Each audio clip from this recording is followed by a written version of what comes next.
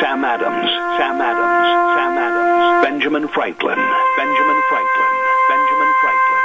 These men spoke up for what they thought was right. From their courage came such documents as the Declaration of Independence and the Constitution of the United States. From their willingness to speak what was sometimes unpopular but right, we enjoy such liberties as freedom of speech, the right to keep and bear arms, and freedom of religion. There are those who still wish to oppress our freedoms, and there are still patriots willing to stand up and defend life, liberty, and the pursuit of happiness. Men like Zeb Bell, who honor our founding fathers and what they stood for. It's now time for Zeb at the ranch, speaking up and defending your freedoms. Brought to you by Magic Valley Les Schwab Tire Centers and all of the other great advertisers on the program. And now, Zeb Bell. I thought about this last night after watching another night of carnage in this country. We need a tough, new attitude in this country. Tough. Like what we were when this land was pioneered. We need to get back to the basics of what is right.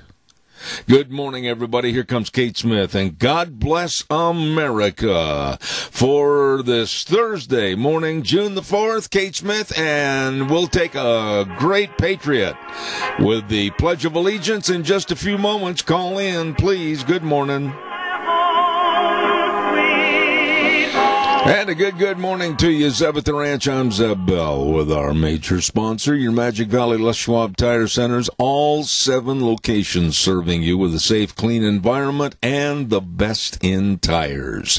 Your Magic Valley Les Schwab Tire Centers, along with Burley Physical Therapy and Rehabilitation at 1263 Bennett Avenue, Suite 2 in Burley, helping you get back to being you. And along with Greystone Crossing Senior Living at 1221 21st Street in Heyburn. Seniors living the good life with friends. Right now, let's go to the phone line and start the day off right with the Pledge of Allegiance. Good morning. Let's try it again. Start the day off right with the Pledge of Allegiance. Good morning. Sean, do we have anybody on the line over there? And for some reason, I have no idea even if are we still live and broadcasting, or are we off? Yeah, we're still here. Randy's on the line. I don't know what he's doing. All right, Randy, pay attention. What's going on? Hello, Randy. Can't wait. Good morning. Well, he's not there. Ladies and gentlemen, I'll do it myself. I pledge allegiance to the flag of the United States of America and to the republic for which it stands, one nation, under God, indivisible, with liberty and justice for all. All right, everybody, let's try to tighten the ship up here a little bit. And now let's go to the weather forecast, brought to you by K&R Rental at 256 South, 600 west of Heyburn on the Burley-Paul Highway. They get there early in the morning. And, of course, they've got the best of rental tools and equipment for you to finish any task, any job, work in your garden, work on the lawn. They've got it all for both long and short-term rentals. So, ladies and gentlemen, don't forget to contact them. Stop in or give them a call, 678-3122. And right now, let's go to Gina and the weather.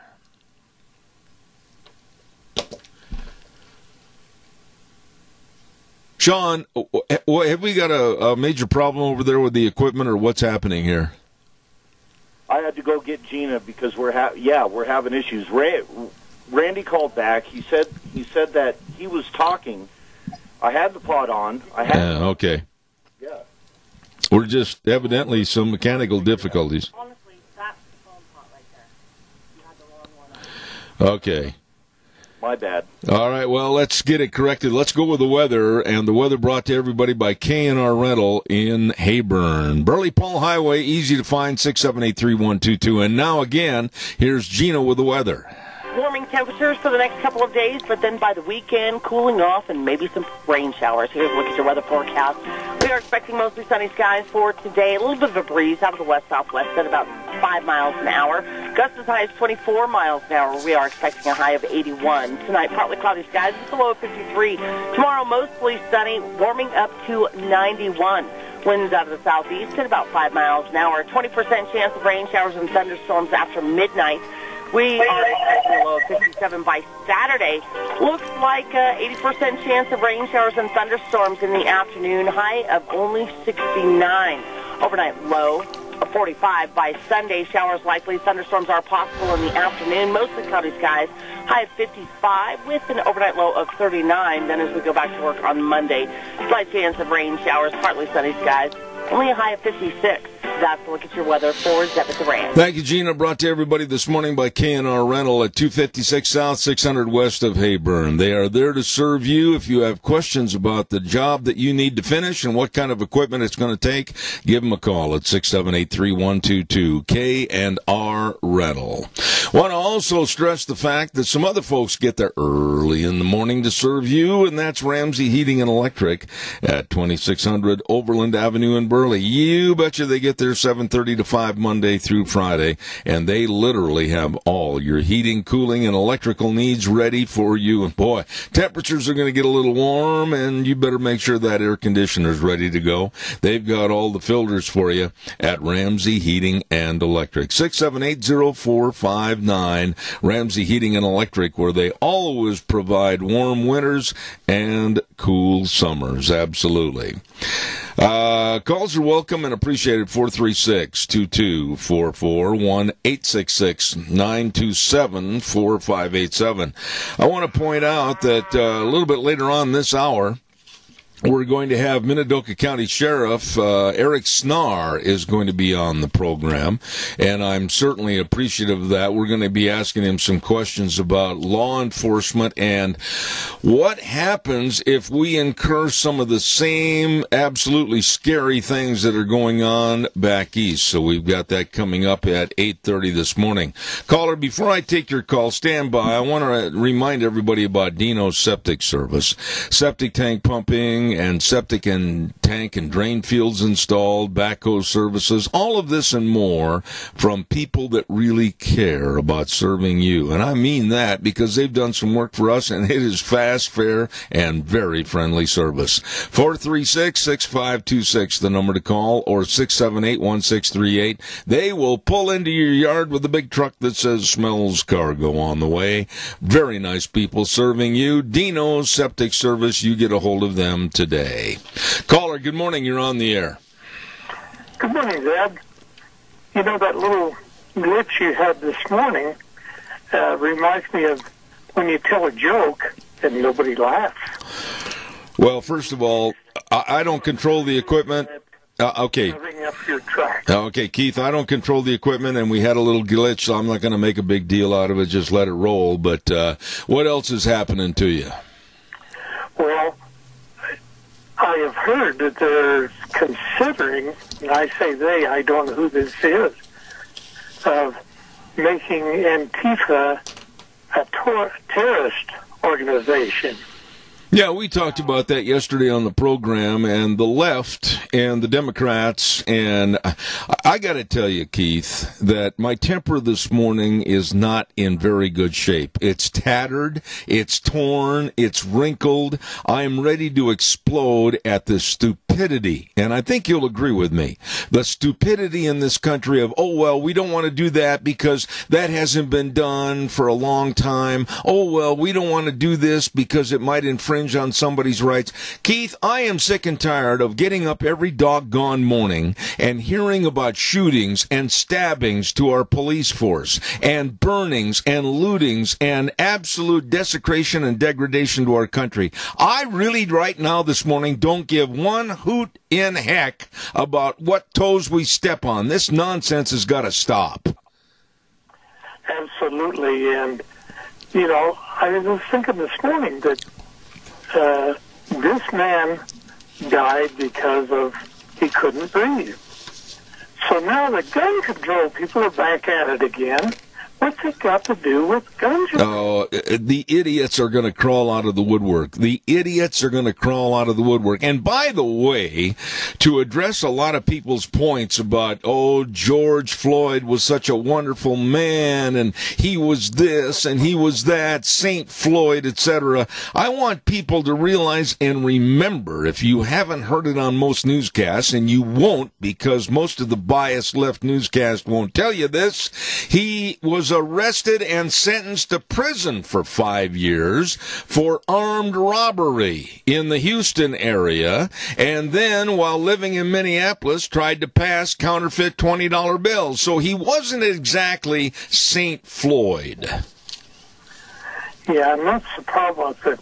But again, to this Antifa, if they do declare that a terrorist organization, all they will do is change the color of their uniform and change the name and keep on doing the same things they're doing. Well, let me tell you, I'm going to go into something here in just a little minute. That's a minute after I do a set of commercials that is going to scare you and Nancy and everybody else about what they are trying to do. So, Keith, thank you for your call. God bless you. Have a good day.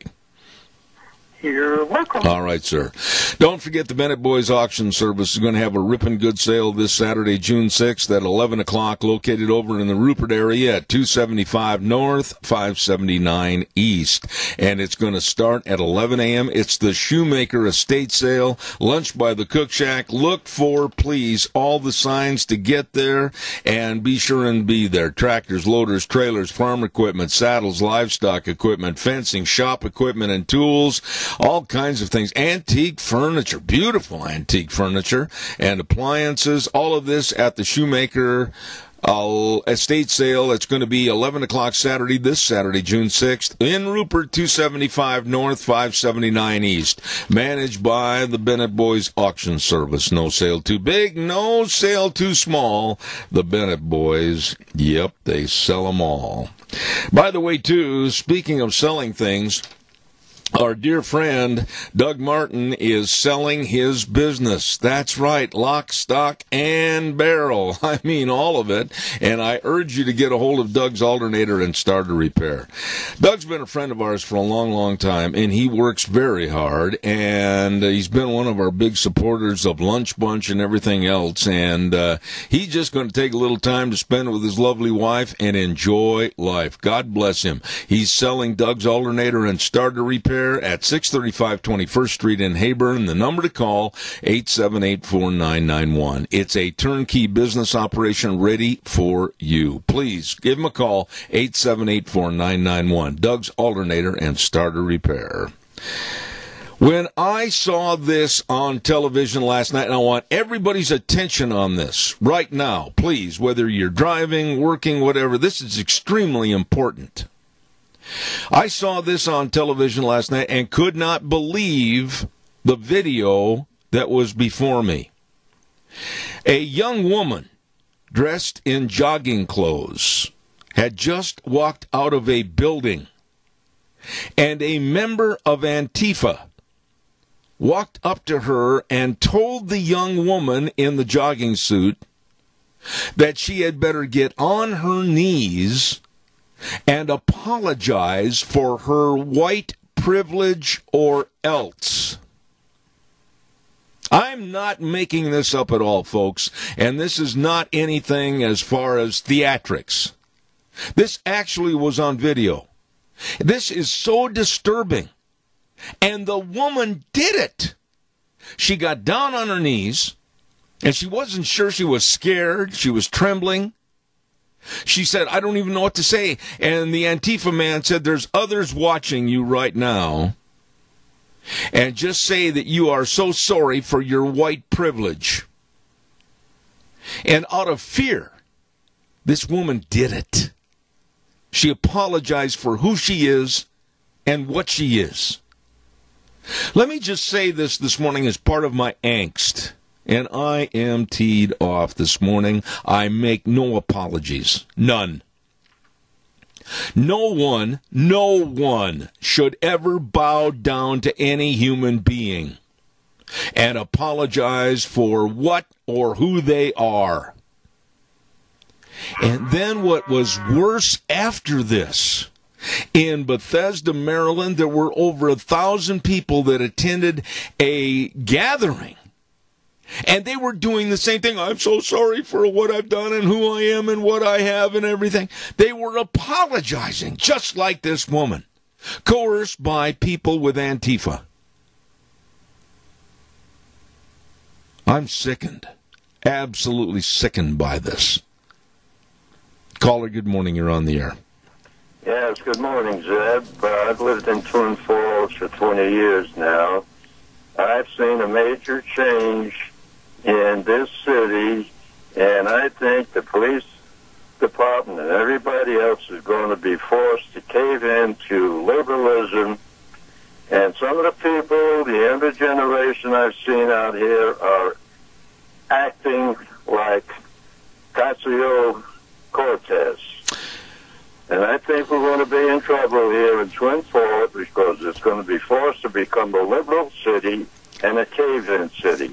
I think the police department is going to be forced, whether they like it or not, to get on their knees and bow to the liberal bunch that's going to CSI. No man, no woman ever should be forced and coerced to get down on their knees and apologize for who they are or what they are. I'll tell you what, this right there constitutes my feelings of this Antifa person and Antifa in general trying to coerce people to do this. They should have been smacked down hard. I am fed up with this. We are being led into a liberal trough of hate and evil, and you don't bow down to any man. The only being we bow to is God, and I'll never bow down to another man. Well, when I seen that gathering at the park yesterday, it made me sick.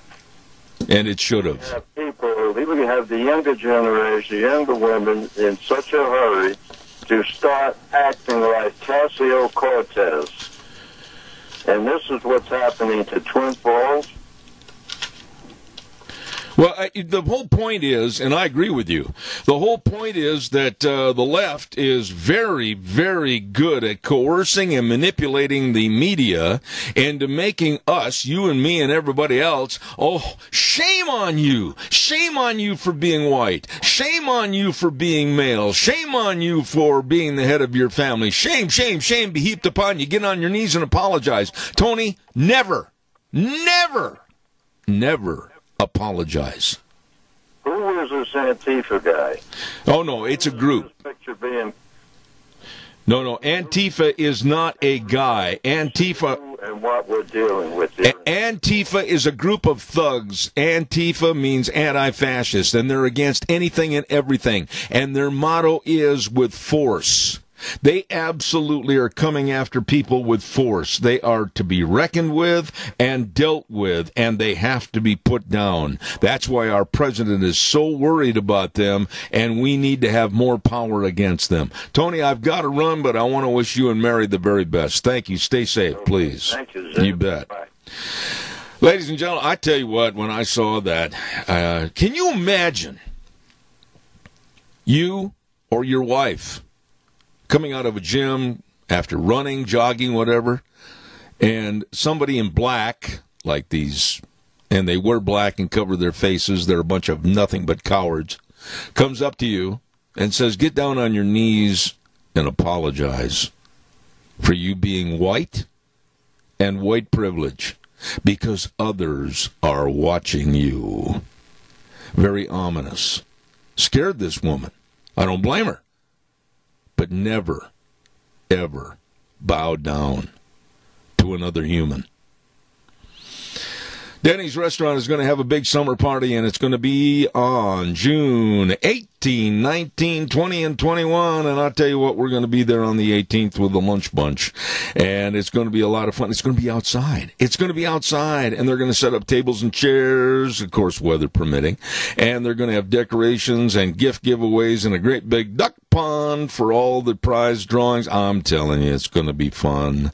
Everybody try to be there, 611 North Overland in Burley, not only for the great food and not only for the great people, but just a lot of fun at Denny's Restaurant. America's Diner, 611 North Overland in Burley. We're looking forward to it, June 18th through the 21st at Denny's in Burley.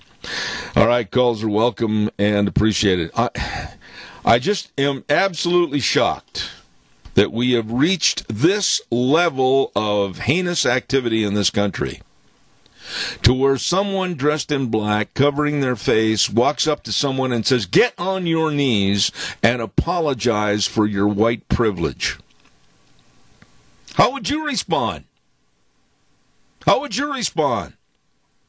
Are you going to go, "Oh, yeah, yes, massa, and apologize? I'm sorry for who I am. I'm sorry for the color of my skin"?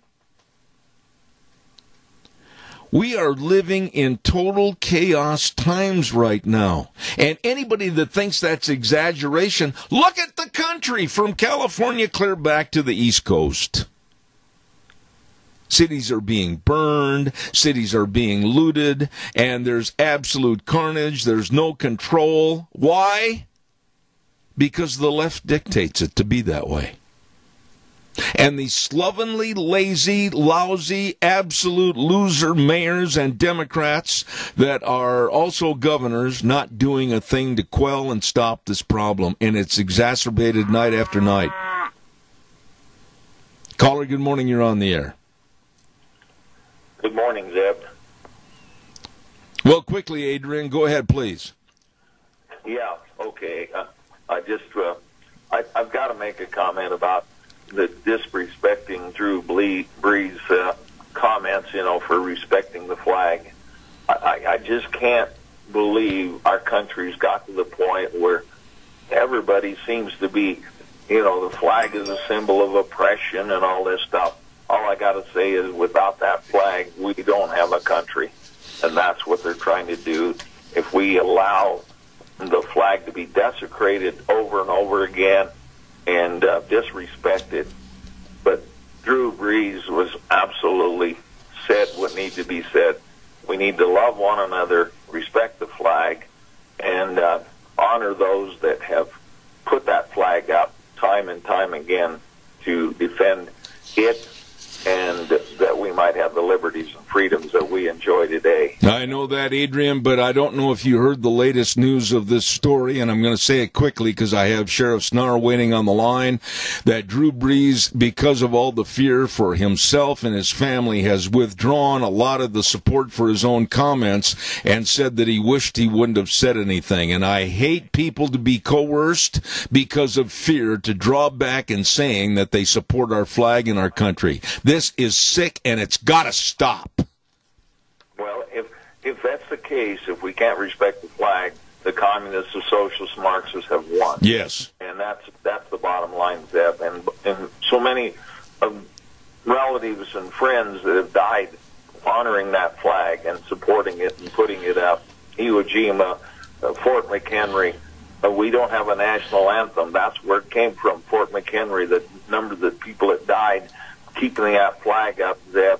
I mean, we just got to honor that flag and support Drew Brees. And if he's going to backpedal now because he's forced to, and that's really sad. Absolutely. I got to run, Adrian. I've got a guest scheduled here for 8:30, but your comments are 100% right. And I support Drew Brees. I support his family, but I absolutely cannot support his so-called teammates that were black and came out against him. Got to run. Thank you. Media, they show what they are. Thank you very much. Have a good day. Bye now. I tell you what, we'll talk more about that Drew Brees situation a little bit later on this morning. Let me ask Sean. Sean, do we have Sheriff Snar on the line? Yes, we do. I appreciate it. Thank you.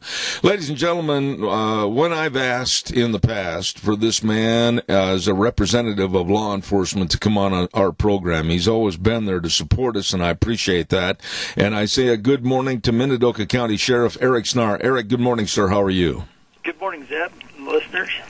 I think it goes without saying, and I want you to feel free that you can correct me and tell me I'm wrong anytime I make a statement on this show, because you're the expert, I am not.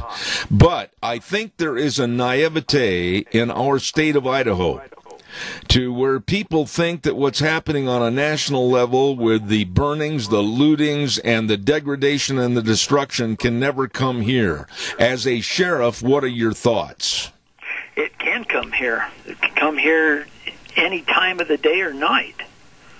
We live in the country where, this is America. The country's in turmoil right now with what has happened across this country. But it could start right here in Little Minidoka County. Why is it, Sheriff, that there is this naive attitude that, we're out in the sticks, it's never going to happen here, when 200 miles to the south in Salt Lake City, there have been about over 24 police officers injured in Salt Lake City trying to put back and put in place a lot of these protesters that got out of line. There were threats of violence, of protestation in Boise. It's all around us, and we've got to be aware of what's going on. Yes, and they've even had as close as Jerome. Tell us a little bit about that case, Sheriff, because one was 17, one was 16, correct me if I'm wrong, but the solicitation of trying to get a violent disruption, what kind of charges can these juveniles fall into?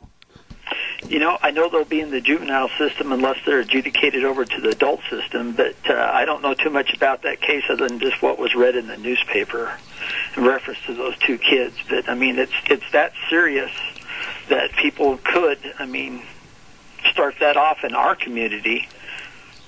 And we just have to defend our communities. We live in a good community, and we have great citizens here in this, but this country is bad. I've always been very supportive of the police on this program, but you are stretched extremely thin. I'm not trying to open a door of any problems, but I think it's worthy of discussion. If these people, these vermin that are causing all the problem with the looting and the burning come here, how in the world are you or any sheriff's department going to handle this? You're going to have to basically, I think, have the employment of some of the citizenry protect themselves. Yes. Yep. As a sheriff, I can call upon citizens to help protect life and property and stuff. Obviously, we only have a certain amount of deputies and city officers and state officers that are in the area, but, they could come into a couple of communities and really strap in our resources of what we have. Sheriff, there were reports, and yesterday on my program I was talking to a gentleman by the name of Gary Goldman, and he lives in Boston, Massachusetts, and has his own radio show back there. And right before his eyes, in his city, in his area, they had massive burnings and lootings and property damage, etc. One of the Antifa members that was captured made the mistake and made the comment that we're going to be leaving the inner city and going into the suburban and rural areas next with their terror campaign. My goodness, Sheriff, that could encompass the entirety of the United States. Yes, it could. And as law enforcement, again, you're strapped so thin with your budgets and everything and your manpower. What about citizens? What are their rights in protecting themselves, their family, and their property? They have the right underneath the Constitution to protect their property and their families. Okay. And,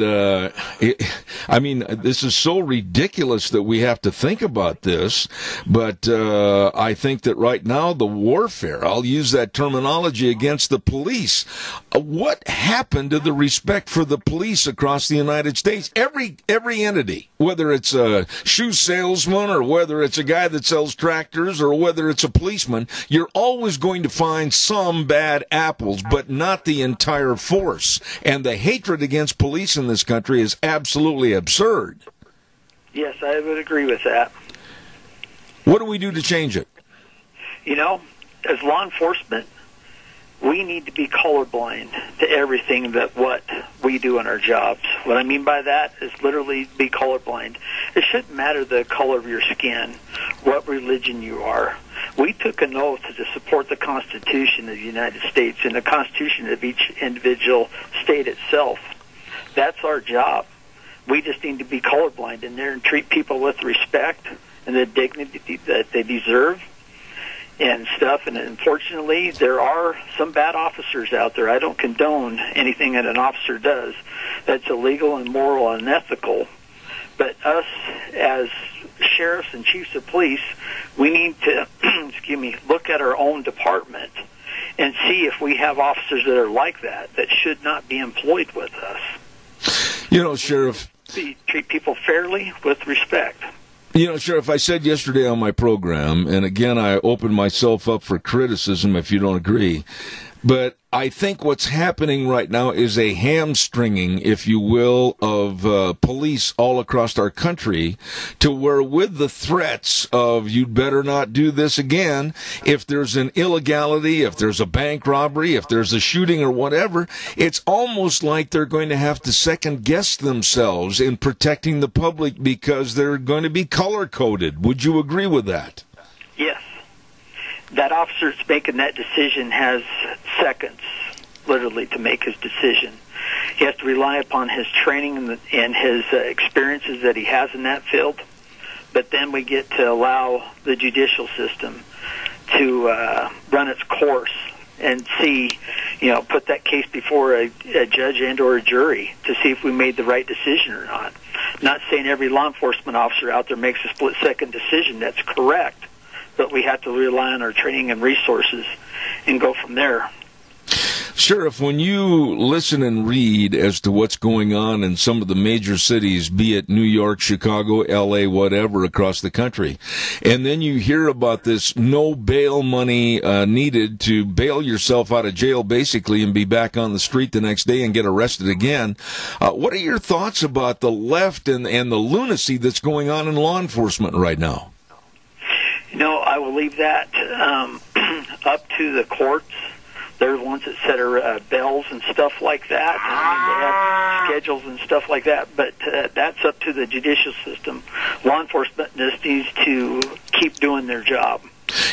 We've got a caller with a question for you, but Eric, you've been so forthright on this program all the time.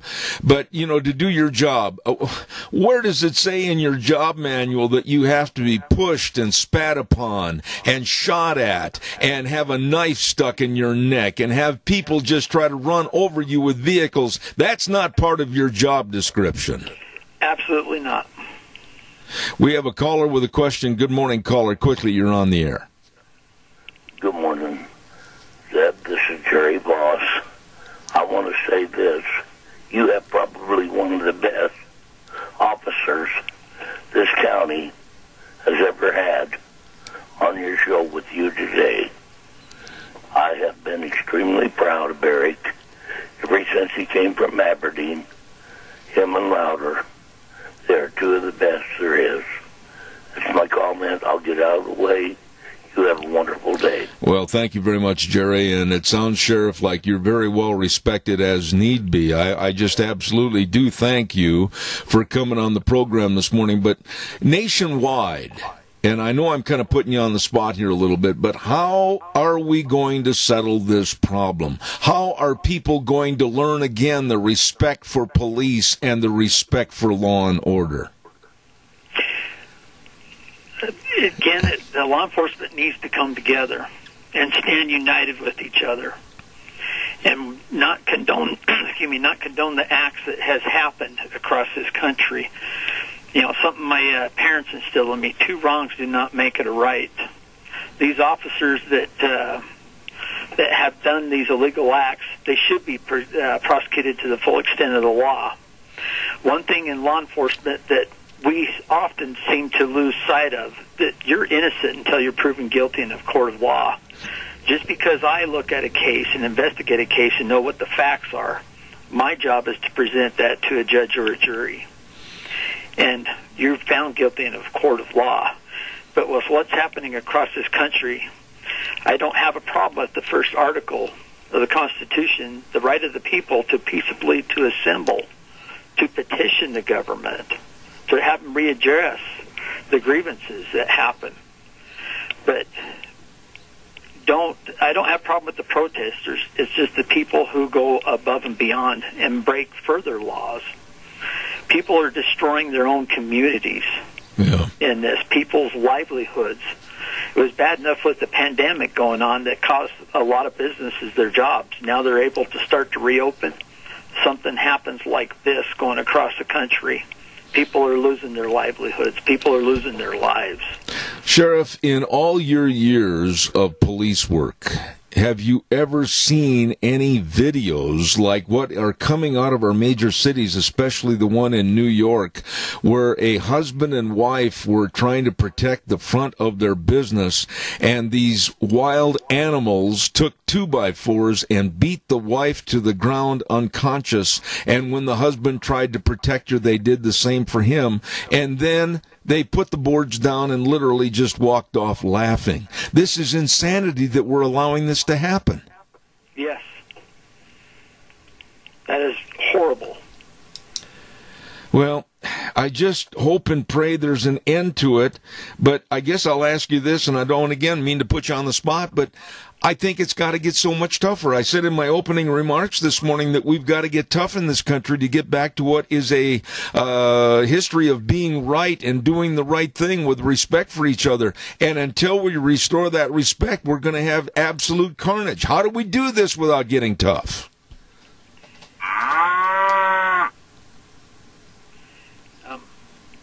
We just need to come together as a country, as a whole, and understand each other and look at the other person's perspective. See what they see. Put yourself in their shoes. But the violence has got to stop. Amen. We have time for one more quick call. And, Sean, if you can turn the Sheriff up just a little bit in my headset. Caller, good morning. You're on the air. Go ahead, please, quickly. Yes, one quick question, Zeb, for the Sheriff. Many of us have concealed weapons permits. Supposing we are attacked in this city by Antifa, do we have a right to protect ourselves and use our weapon?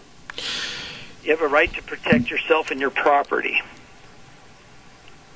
And let me ask you, Sheriff, there's been so many things said about protecting yourself and your property.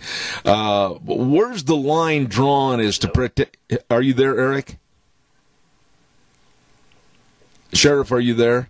Yes. Okay. Where's the line in protecting your property? I mean, many times I've thrown out scenarios like people come onto your property, they're stealing your property, or they're trying to break in your house. I mean, what are your rights to protect yourself and your property from the evil that's trying to take it away from you? Okay. If somebody's coming on your property, you do have the right to protect your life and your property, your family, and stuff like that. But going through the concealed weapons class, people are taught what the laws are. If somebody's coming on your property to take something, do you have the right to use deadly force? That is something that you're going to have to explain of what your actions are. You're going to have to stand up for your actions in a court if the legal system looks at something like that. Mm-hmm. You just can't. Somebody's taking your gas out of your car. You just can't use deadly force to kill them. Well, I use the analogy of something that happened to a good friend of mine down in Texas. He literally had some people drive in his yard. They thought that there was no one home, and they pulled in with a horse trailer and tried to load up some really high-priced horses and take them out of the yard, and they were stopped. Deadly force was used. What happens in that case? In Texas, I couldn't answer for that, what they have down there. But I know in Idaho, you do have the right to protect yourself and your property. Okay. We have one other caller real fast, and Sheriff, I'll let you go. But caller real fast, please. You're on the air. Yes, Zeb, just turned it on, and this is a question I have to ask a lot of law enforcement. I drive truck, and I haul hazmat. Therefore, I've had to have a federal background check. I get one every year. I know it's a federal law that we cannot carry any kind of firearm in our truck to protect ourselves, but as you seen like the riots down there, and that truck driver with that diesel truck got beat up, and he didn't stop. what kind of recourse do we have to protect ourselves? Not only that, but the big bomb we have behind us on tires that's very movable and very explosive. That's a good question. I'll listen. Thank you. Thank you, caller. Sheriff, please respond to the caller. Okay. I don't know the federal laws in reference to commercial vehicles and having weapons with them, so I really can't answer that, but you should be able to protect yourself along with your property. But if there's a barricade of people going across the street that are throwing Maltese cocktails at you and stuff like that, you're loaded with several hundreds into thousands of gallons of fuel and stuff like that, or whatever you have it that you're hauling on a hazmat. I just really can't answer that question as far as the federal level. You know, and isn't it a shame, Eric, that we have to even be discussing this kind of looting, burning, and degradation and destruction of America, the greatest country ever on the face of the earth? This is ridiculous. It is. It is, and this country is going to set the tone for how we come out of this. But it'll be a while. I know that the laws will be continued to be violated. People's will be harmed in reference to this. But we just have a country. We owe it to ourselves. We owe it to our citizens to come together and to stop the riots, stop the looting, stop the legal activity, and let justice take its course with what had set this off. Amen. Ladies and gentlemen, I really enjoy having this man on the program, and he's very straightforward. I appreciate him, and I know the folks of Minidoka County appreciate him. Minidoka County Sheriff Eric Snar, thank you for coming on the program for even this brief time. Thank you, sir. Thank you, Zeb, and have a good day. Thank you, you too. I appreciate his very forthright, candid comments. Thank you again to Minidoka County Sheriff Eric Snar. Right now, let's get the weather forecast, and then we'll take some more calls. And the weather brought to you by our friends at Mount Harrison Audiology and Hearing Aids. What? What'd he say? What? Can't hear you. Well, a lot of people are like that. Don't let your hearing diminish, and it can be taken care of. It can be helped. That's right. Dr. Christine Pickup and her wonderful staff can help you and your hearing health, and they provide the expert diagnostic testing combined with the best technology at Mount Harrison Audiology and Hearing Aids, right behind the Minidoka Hospital, across from the emergency room. Number to call, 312-0957 for an appointment. Right now, here's Gina with the weather. Warming temperatures for the next couple of days, but then by the weekend, cooling off and maybe some rain showers. Here's a look at your weather forecast. We are expecting mostly sunny skies for today. A little bit of a breeze out of the west-southwest at about 5 miles an hour. Gusts as high as 24 miles an hour. We are expecting a high of 81. Tonight, partly cloudy skies with a low of 53. Tomorrow, mostly sunny, warming up to 91. Winds out of the southeast at about 5 miles an hour. 20% chance of rain showers and thunderstorms after midnight. We are expecting a low of 57 by Saturday. Looks like 80% chance of rain showers and thunderstorms in the afternoon. High of only 69. Overnight low of 45 by Sunday. Showers likely. Thunderstorms are possible in the afternoon. Mostly cloudy skies. High of 55 with an overnight low of 39. Then as we go back to work on Monday, slight chance of rain showers, partly sunny skies. Only a high of 56. That's a look at your weather for Zeb at the Ranch. I had to kind of tap my headset a little bit when I heard her say 50 and 55 and 56 for highs in the next few days. Oh, no. I like the weather where you sweat a little bit. Weather brought to you by our friends at Mount Harrison Audiology and Hearing Aids, and I'll guarantee you better give them a call. They can help you with your hearing problems. Make a hearing screening appointment by calling 312-0957. Mount Harrison Audiology and Hearing Aids. Caller, good morning. You're on the air. Yes, Zeb. You know, earlier before the sheriff, we were talking about what, them forcing those people to bow down and and kneel and apologize for being white. And, of course, I don't know, I would think that most men would have stood up and fought back, even though it may not have been easy. It may have been a losing cause. But you see, today's world, everybody is so worried about what everybody else thinks that they feel like they're all on TV or they're all on a show. Everything is recorded. Big Brother is everywhere, whether or not it's the government or somebody else recording it. And we all react because we're thinking about what other people are going to say or do or think. And we can't even be ourselves. We don't even know who we are. Yeah, but wait a minute. Let's stay with the initial problem of this woman being confronted by an Antifa member, a coward dressed in black with a face covering, and going up to her and telling her to get on her knees and apologize for her white privilege or else. He said, others are watching you right now. This is so spooky and so scary. And then later that day in Bethesda, Maryland, like I said, there were over 1,000 that basically were like a Jim Jones gathering over in Jonesboro, to the point where they all got on their knees and were going, I'm so sorry, I'm white and I'm privileged and everything. Randy, this is insane. I'm never going to apologize for who I am or what I am.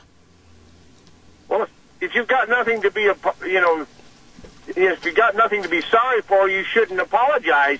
If you're out doing your best, you're being moral and ethical and being a good husband, a good father, a good citizen, trying to be a good person, whether or not you believe in Christianity or not.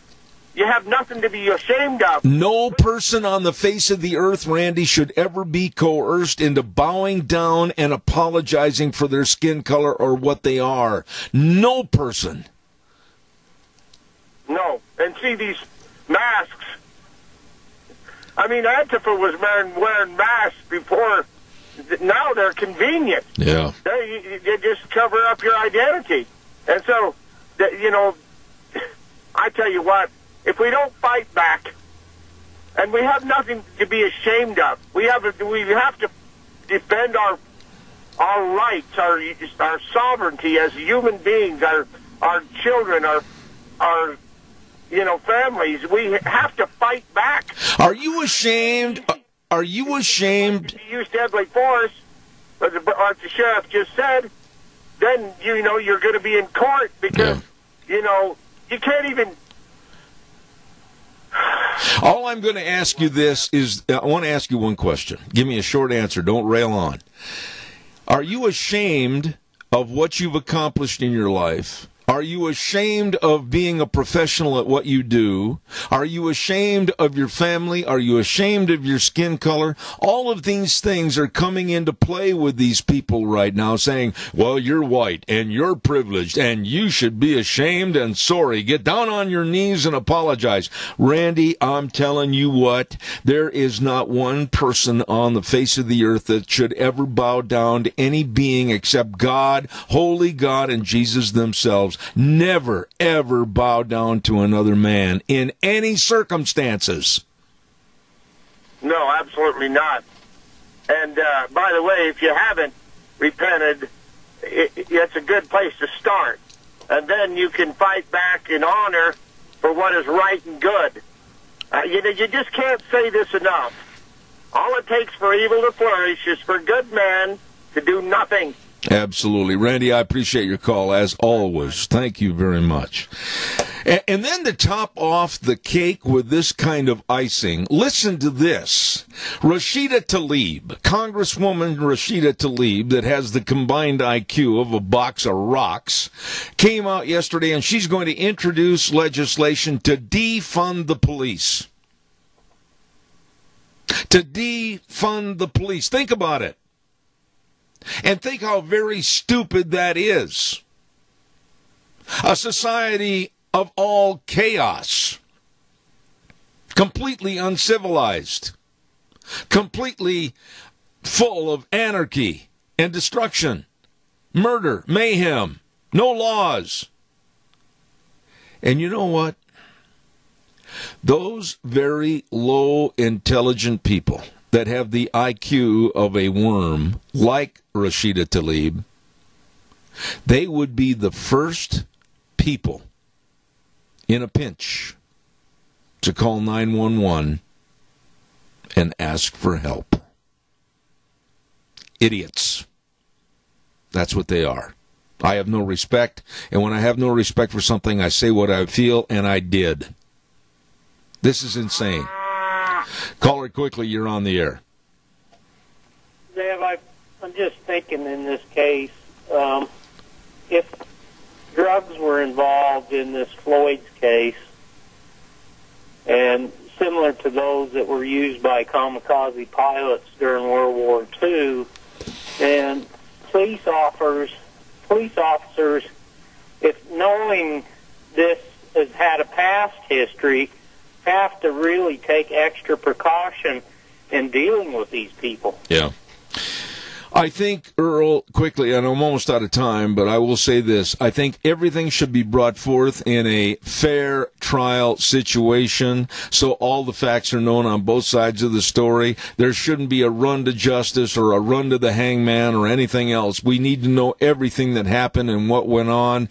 And I just think that after what I saw yesterday, with Antifa forcing a young woman to get down and apologize for her white privilege, we are in so much trouble in this country, and I just hope the naive attitude stops and we become aware of how dangerous this is. Earl, I got to run, but God bless you, man. Thanks. I mean, officers have to really take precaution when approaching situations with a background maybe as Mr. Floyd might have had. I agree. All right, Earl, thank you so much. Get on with the next call. All right. Caller, I've got 30 seconds overtime. What I'll give you real fast. Go. I believe that this thing where they want to defund the police is all part of the plan, so that if there's no police, then we have to have the National Guard, we have to have the military. It's all part of moving into martial law. I couldn't agree more. I could not agree more, and it's good to hear your voice. I hope all is well. God bless you. Thank you much. I got to run to the news from CBS and let them come in and mess everything up again. I'll be back in about 7 minutes.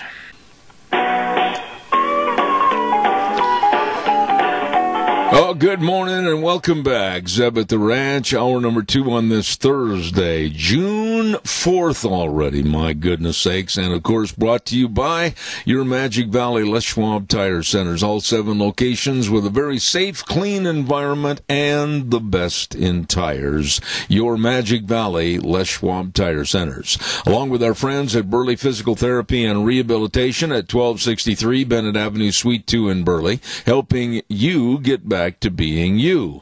And, of course, Greystone Crossing, independent senior living at 1221 21st Street in Hayburn. Seniors living the good life with friends. You know, when we talk about our friends on this program, we discuss, of course, the great, great friends that we have as many of the sponsors and advertisers, like Joel Heward, the manager and his family and staff over at Hanson Mortuary at 710 6th Street in Rupert. Now, the number to remember, the number to call, 436-5636. When there's the passing of a loved one, they are always there, providing the families they serve with the best possible support and comfort, and always upholding the highest ethical standards with unquestioned integrity. Please remember the number, 436-5636. Hanson Mortuary in Rupert. And Joel Heward also serving you and your family over at Morrison Payne Funeral Home on East Main in Burley. Great big car show coming up this Saturday at the Cache County Fairgrounds. Jimmy Flowers is going to be on at 10:30 this morning talking about that. And I also want to urge you to remember, June 18, 19, 20, and 21. There's going to be a ripping good hot time for summer fun at Denny's Restaurant, America's Diner at 611 North Overland in Burley. They're going to put chairs outside, tables outside. We're going to have a lot of fun. Lunch Bunch is going to be there on the 18th, and they're going to have prize giveaways. They're going to have a duck pond for drawing of the prizes. Hey, come on, let's have some fun. June 18th through the 21st at America's Diner, Denny's Restaurant, 611 North Overland in Burley. Great food, great people at Denny's. I know where else there's some great people, and it's over at the Minnecasia Chamber of Commerce, and our weekly report right now with the CEO and president of the Minnecasia Chamber of Commerce. Hello, Penny Main. Hello, friend. How are you doing this morning? Hanging in, hanging on. Well, good.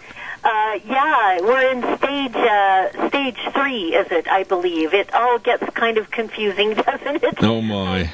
And, as we start to see more businesses open up, things I think around here are looking a lot more hopeful. So I'm grateful for that, and I'm sure you are too. Absolutely. Right, and we are open, by the way, after 11 weeks of having our doors shut here at the Minnecaja Chamber of Commerce. We are open, and we're happy about that, of course. A couple of changes. We are following protocol, so we won't have any public restrooms, at least for a while.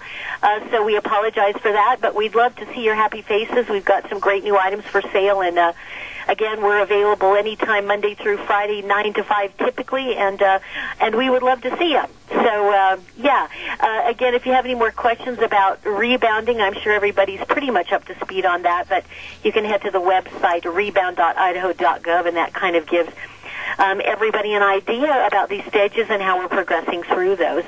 I'll just snapshot a few things here real quickly, Zeb, if I may, about some of the things that are happening with our members. The Minidoka County Historical Society Museum is now open Tuesday through Saturday, 10 to 3. Hats off to Rick Parker and a bunch of folks over there. They've done a lot of work in restoring that museum, and I know it's a lot of fun. So head on over to the Minidoka County Museum Tuesday through Saturday from 10 to 3. Hey, Penny, can I jump in there for a minute and make a quick note? I've known Rick Parker for over 35 years, and what a gentleman he is. Yes. We've known each other about that long, too, maybe a little longer, actually, Rick and I. Yes, and he's a great man, and they've done some great things over there. So get on over to the museum, because it's well worth some time spent over there, that's for sure. Pomerelle Place Senior Living is planning their annual yard sale. That's to be determined. They need some donations, and I'm sure with everybody isolated for the last couple of months, you've probably gone through some closets or some drawers and have a lot of stuff to get rid of, and they'd be happy to take it off your hands. So that's going to be a great event. 677-8212 for more information. Good folks at Young Automotive, Julie's Clothes for Kids returns this year on August 14th. Again, they're looking for donations as well this year due to COVID. Hits a lot of people, and so they're going to need more donations to help kids out get back to school. 678-1234 is the number to call there. Another yard sale. Veterans of Foreign Wars will host their annual yard sale this Friday and Saturday at their location on Highland Avenue. Again, this benefits local veterans in need, and there are a lot of those locally who need some help. So if you're out and about on Saturday, stop by there as well. A couple of other things. Minnecaja Realtors Association hosts its annual golf scramble June 11th at River's Edge. If you need some more information on that, 878-9170. And St. Nicholas School, God bless them, they're registering kids, so they're planning on putting kids back in school this fall, pre-K through grade 6. All faiths are welcome, 436-6320. And I would be remiss if I didn't give a big shout-out to our big golf scramble, our biggest fundraiser of the year, and we're going to need your help. Again, September 2nd, if you want to be part of that event, want to be a sponsor, want a team, please give us a call, 679-4793, and we'll be calling you here shortly in the next couple of weeks for help. So we're looking forward to a big event come September 2nd. There is so much going on, and I'll bet you really are appreciative that you're back in the office and things are almost 90% normal. Well, we are, and, we, as many of us did, work behind the scenes and behind closed doors for a long time, but it's just not the same. It's just not the same as being able to have the doors open and being able to do business as normal. And so we're extremely grateful for that. And again, we're just asking people to follow our protocol, but everybody's been great about it. We've just been open since Monday, and so we're kind of taking it a day at a time around here. But the good news is we will bounce back. I am confident of that. Things are looking better. I think their business folks are more hopeful. And it's just going to take a little bit of time to get back on our feet. But I'm confident, as I always say, this group of folks in Minnecaja, we are resilient. We're farmers, we're ranchers, we're dairy folks, we're opening businesses, we're mom and pops, we're restaurants, we're convenience stores, we're grocery stores.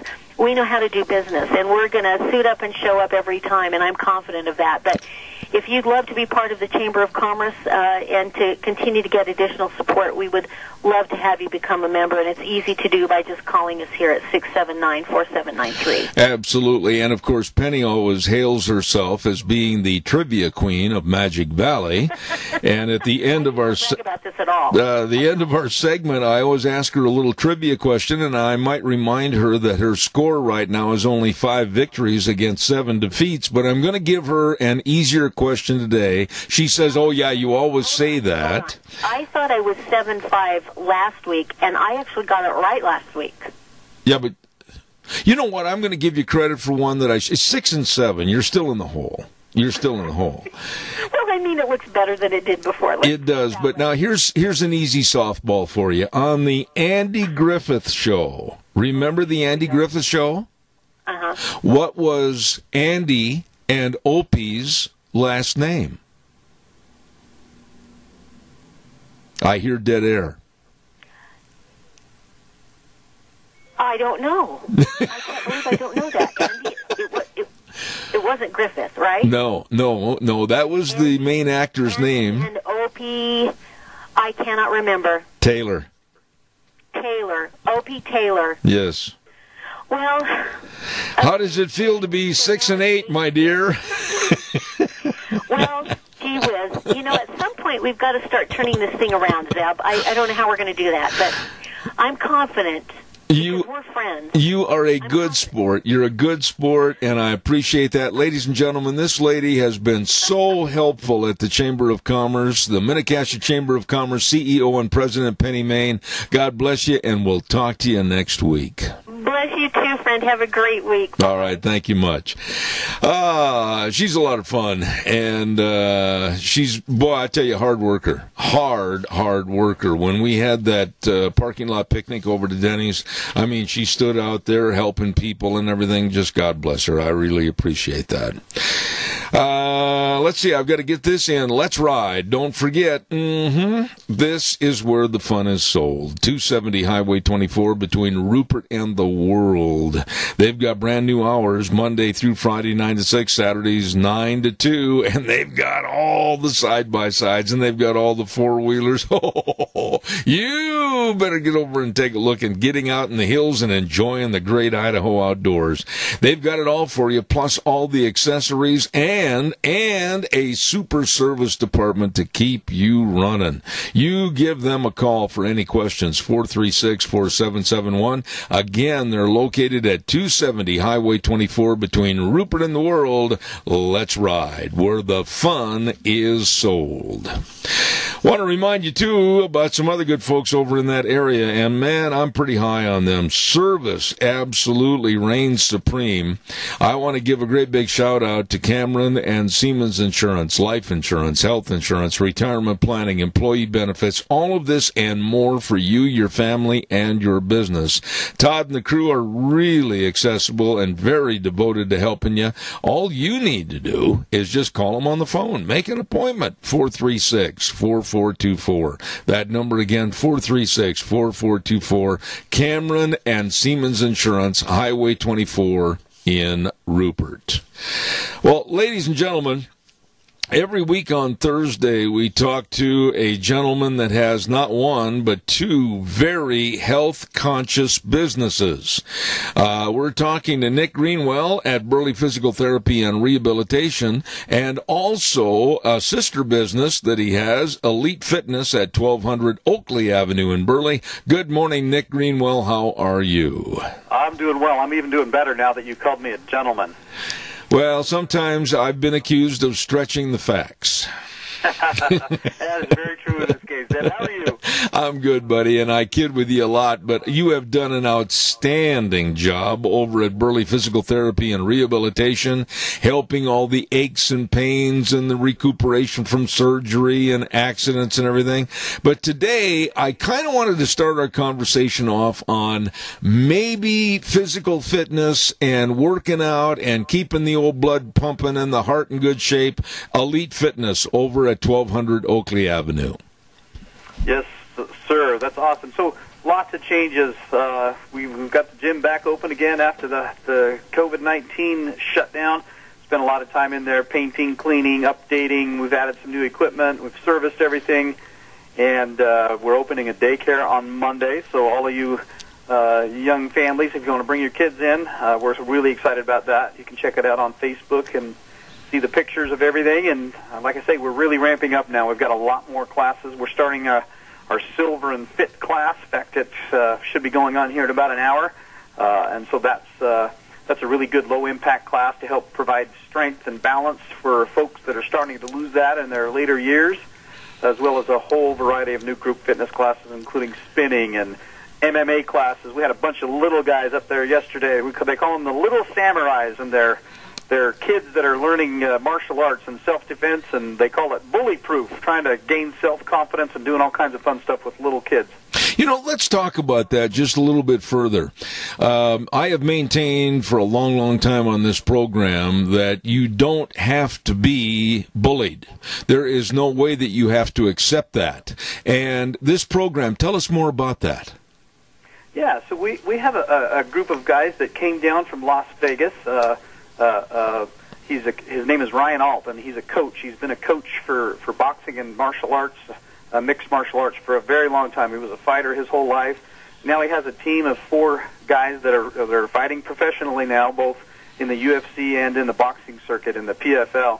And life found him landing in Burley, Idaho, for a variety of reasons, and so he's made an alliance with us and come down, and he's got about 6 guys that help him, and they are teaching classes and training professionally at the gym. In fact, 2 of them have fights next week in Las Vegas at the MGM on June 18th, and so we're gonna have a big viewing party and watch our local sponsored guys go at it. But they've started teaching classes for us in the evening, in the morning, and the days are very flexible. That's what they do for a living, and so they're teaching self-defense classes to ladies and mixed martial arts classes for men. And then, like I say, they've really come in strong with this little kid MMA class to kind of help bolster confidence and get them in shape and teach them self-defense techniques and a whole variety of things. And I tell you what, they were in there yesterday, and every mother that was there ranted and raved about how wonderful it was and how great these guys were with their kids. They broke them into small groups and worked with them individually, and I tell you what, they had a blast. Nick, I am so glad, and I mean this when I say this, I'm so glad that you are offering those programs, because we're living in a society that was brought to the spotlight yesterday when an Antifa member came up to a young woman that had been out jogging and told her to get on her knees and apologize for her being white and having white privilege. And at no time, and I'm going to say this again, at no time, no one should ever bow to another person and apologize who they are. I agree. I think it's super important, and it's, like I say, it's just a crazy world that we're living in now with things like that happening and more often. And so I think these types of programs and classes are super important, aside from the health benefits, of moving and just being in shape and, again, just having self-confidence and being able to carry yourself. Most of the people that I have met and known that know martial arts of any type of degree, they're not arrogant, they're confident, but yet they're very cautious, and they know how to handle themselves, not on offense, but on defense. Absolutely. It's certainly not a license to go out and pick fights and, do the opposite of what we're trying to accomplish here, but, it's just a nice combination of being confident and being able to protect yourself, and like I say, gaining the health benefit. He's even working with some senior citizens. He has a lot of experience with Parkinson's disease in particular, and has a program specifically geared toward trying to work on those balance and coordination skills with boxing in mind. So it's really neat. Nick, what about people that are listening to this and they have youngsters that would like to sign up, and or the elderly? I mean, do you have on your computer, on your internet service, do you have all these times and the classes listed? We do, yeah. You can jump on our website, elitefitnessburley.com, or on our Facebook page, Elite Health Club Burley, and we have all of our class times, prices, all that stuff. You can give us a call at 208-678-2155, and that's Elite. And then you can also get information here at my office at Burley Physical Therapy at 678-1191. Tell us more about the facility itself. I know that you went in with a complete facelift and changed everything. What about the people that really want to put their body back in shape? Do they have the adequate material there, mechanical or the lift weights? I mean, do they have schedules where they can work with a coach? It's a really large facility. It's right there on the corner of Oakley and Main. It's been a number of things over the years. It has a lot of history in the building, and we've kind of kept the antique decor, if you will. So it's an old industrial building, and it's got a brick inside, and so we've kind of kept it. It's got really cool tin ceilings, big tall ceilings, and so it's aesthetically pleasing. It's just neat. The upper level is a big open area that we do our group fitness classes in. There's all kinds of ropes and plyometric stations and yoga balls and all kinds of stuff up there, so it's just more room to move. And then our main floor is our primary cardiovascular stuff, our treadmills and our ellipticals, and there's some circuit training, strengthening equipment and all of that there. We have a back room that has more of a free weights gym, for lifting heavier weights and all of those. And then our basement has another circuit training system in it, progressive resistance and total gym stuff. And then again, we have our daycare downstairs as well. And so there's a little bit of everything there for whatever you want. If you want to go in there and lift giant weights and be massive, great. If you want to just come over and be comfortable and walk on the treadmill and listen to a little music and put your headphones in and distract yourself, we can do that. And if you want to come and join a class, we've got every class known to man, from yogas to cycling to step and strength to senior stuff to kids stuff to whatever. So we're super excited. It's a very, very comprehensive facility. Oh, I don't know why it is, but all of a sudden while you were talking, I started to listen to the music of Eye of the Tiger from Rocky. It's still going through my head. Absolutely. Okay. What about people that want to join? What's the procedure? You know what? We have our website. We're updating our website as we speak. In fact, I think it's going to be up and live in the next day or two, and you can get online and actually do everything online. So we're really excited about that, from signing up to picking times to even making payments. But until then, you can give us a call at 2155, or swing by. We have somebody sitting in the front office chair between 11 and 6 every day. Or leave us a message and we'll call back and get you set up. Okay. Now, to go to the other business quickly, Burley Physical Therapy and Rehabilitation, everybody that's recouping from an accident or surgery or got beat up a little bit, fell out of the pickup, whatever the case might be, you are the place to go. We are. We have been here for over 21 years, and we have a very experienced, licensed staff here. We just added an occupational therapist that does hand therapy. You spoke with him a couple of weeks ago. Yes. He's getting busier and busier and doing great things. And, boy, the hospitals are really opening up, and we're doing a lot of elective surgeries now, things that have kind of been sitting and waiting through this whole COVID thing. And so total knees and rotator cuffs as far as the eye can see, and both pre-op and post-op. So we're a very broad spectrum facility, from modalities to help with pain to progressive strengthening programs, and we're even starting to take some hours over at Elite, and so we're treating some physical therapy patients over there. I made myself an office over there, and so if we're looking for a little more space and maybe a more athletic or higher level functioning patient, we're going to see them at the gym so they have more appropriate equipment and more room to run, so to speak. Wow, you've got a lot going on in your life. Ladies and gentlemen, this is Nick Greenwell, and he is the owner of Burley Physical Therapy and Rehabilitation at 1263 Bennett Avenue, Suite 2 in Burley, and Elite Fitness at 1200 Oakley Avenue in Burley. I don't know what you do in your spare time, but enjoy. Thanks, Nick, for being on the program. Take care. Thanks, Zeb. All right, take care.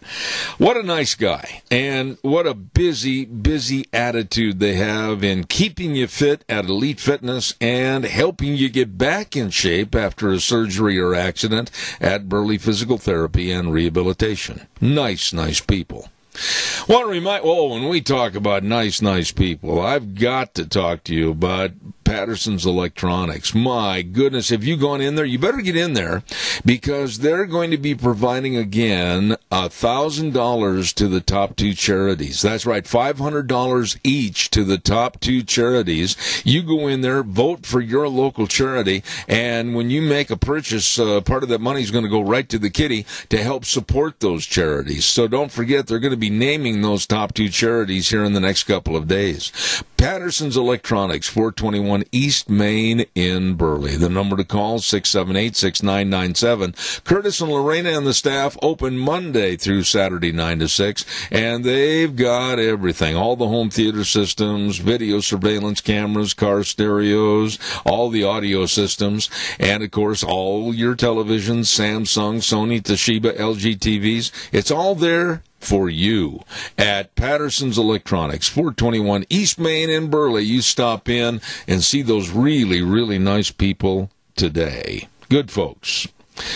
One other note that I want to make is that there is going to be, I got to get my sales bill here, hold on just a second. There's going to be another sale managed by the Bennett Boys Auction Service, and that's going to be taking place this Saturday over in Rupert at 11 o'clock, and it's located at 275 North, 579 East, the Shoemaker Estate Sale. Don't miss this. Watch for the auction signs and lunch by the Cook Shack. They're going to have tractor, loader, trailers, farm equipment, saddles and livestock equipment, all kinds of bridles, ropes, saddles, etc., shop equipment, antique furniture. They're showing some of it here on the picture, and it's really nice. Don't forget, all of this and more at 11 o'clock this Saturday, the Shoemaker Estate Sale managed by the Bennett Boys Auction Service in Rupert at 275 North, 579 East. Bennett Boys Auction Service. Don't forget, no sale too big, no sale too small. The Bennett Boys, they sell them all. Right now, let's go to the phone line. And a gentleman that's been on my program in the past, and he is president of American Commitment and also on the committee to Unleash Prosperity. And we say good morning to Phil Kirpin. Phil, how are you? I'm doing pretty well, other than that we're still on lockdown. While the rioters and looters go wild, we're still on lockdown and 10-person limit and all this kind of stuff. But other than that, I'm all right. How are you? I'm good, but, let's elaborate on what your situation is a little bit. What state are you in currently? I am in the District of Columbia. Uh-huh. We live right on the boundary, though, so the end of our block is Maryland. Montgomery County, Maryland, however, which exempted itself somehow from the governor's reopening. And so sort of everything around us is still mostly closed. We're in the 3rd month of this, or 4th month, I don't even know. Who can even keep track anymore? And, my kids haven't been in school for 3 months, and it's just a ridiculous situation. While they pretend to care so much about this disease spreading, well, they let thousands of people riot and lose. This call is now being recorded. Phil, let me ask you this, and all of a sudden we had a little interruption there. I have no idea where that came from. And back at the studio, my engineer, Sean, I've got a little feedback on this call, if you could monitor that. Phil, we don't know here in southern Idaho how dangerous and deadly the riots and the lootings are. Can you give us your take on what's happening right there in your front yard?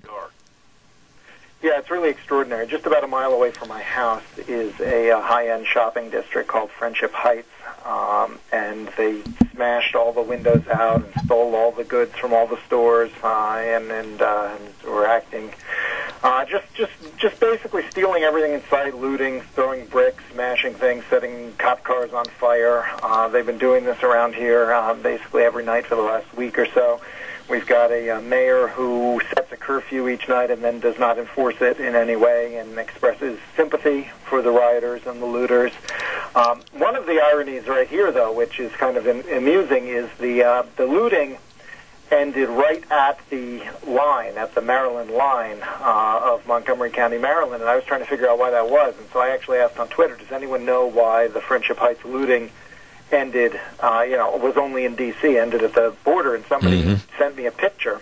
And right across the border of Maryland, of Montgomery County, Maryland, were all of these cops lined up, basically enforcing the border and preventing the looters from spilling into Montgomery County, Maryland. And the irony of that, Zeb, is Montgomery County, Maryland is one of the biggest sanctuary counties in America. They don't cooperate with ICE on anything. They're anti-all immigration enforcement. They've had all of these illegal immigrant child rape cases, and yet they will not in any way cooperate with immigration authorities. But when it came to looting coming up from D.C., you can bet they enforced their border. I found that interesting. Phil, I have no idea what your concerns and worries are for the safety of your family and your property because I don't live in that situation. But what, in your opinion, is the answer? I mean, we're looking at 9 nights already of this travesty, this destruction, this burning and looting, and I don't see any end to it right now. What is the answer, and how is it going to be obtained? Well, I think that first of all, we need governors and mayors to take a firm stance that there's going to be enforcement, that their curfews mean curfew, that they in fact are going to deploy their National Guard to intercede and stop these people. I mean, in New York, we've got all these scenes of NYPD just standing there watching while the looting goes on because they think that they've got a mayor who doesn't have their back, correctly in my view. And, they've got a governor who, instead of taking authority and stepping up, just blames the mayor and says it's his fault. Well, you know what? Yeah, it's his fault, but it's also your fault for not doing anything about it. And so we need a lot more of our officials taking responsibility and stepping up and using adequate force to stop illegal behavior and violent behavior. And unfortunately, the more weakness they show and the more unwillingness they show to do that, the more it's just going to embolden these behaviors, and it's going to continue. And I don't know how much more of this they intend to tolerate, but you're right. It's been, it's gone on for a very long time now, and there's no indication that they've had enough or are going to stop. Phil, economically, in your opinion, and you've been on this show many, many times, and we've talked about economics and money and the current situation in the world as far as what's happening with the flow of money on a world basis. I'm going to take that call in just a moment, but I want you to answer this question. Where are we with our boot heels on the edge of the cliff economically from the coronavirus and now with all these burnings and lootings on the East Coast? Well, I mean, it's brutal. Look, it's not the virus. The virus itself had almost no economic effect because almost all of the disease burden was in the nursing homes and in the very old and sick population. But the lockdowns were economically devastating. We destroyed 40 million jobs with these lockdowns. We massively depressed our economy. And the policy responses were largely the wrong things. And so we're now paying people more not to work than to work. That creates a very difficult disincentive in terms of getting the economy moving again. And then you got all these businesses that have been flat on their back, shut down by lockdown orders for months, just as they're getting ready to reopen and hope to survive, some of them that aren't already out of business. They start getting their front windows smashed. They start getting, looters stealing all of their merchandise. And so it really is a devastating combination. It's going to take years, unfortunately, I think, to recover from the economic damage from this. And I'm not sure that our politicians and so-called public health officials have really learned their lesson about how advised the lockdowns were, and so we could see a repeat of this the next time there's another disease scare, which is also very frightening. And it's going to take a long time to come back. Unfortunately, we're in a very severe situation. We're talking about 40 million people losing their jobs, and now windows being smashed up in cities all over the country. I hope, I never try to underestimate the American people. I hope that if we get these bad policies, get these lockdowns lifted, people will be able to pick up the pieces and get things going and get things back moving again as quickly as possible. But I think it's going to be a big challenge. We have a caller with a question or a comment. Good morning, caller. You're on the air. Quickly, please. Caller, good morning. You're on the air. Evidently, they're not there. Phil, I wanted to ask you a little bit about some of these circumstances that I was sent from your office in regards to COVID-19 and kids. The closing of the schools and the destruction of the school year and absolute mayhem for the students' education. It's got to stop. These kids have got to get back to school. Give us your overall picture of the coronavirus and our kids nationally. Well, children are staggeringly safe from this virus. The number of hospitalizations is 1.9 per 100,000 school-age population. That's to say there are less than 2 hospitalizations for every 100,000 school-age children.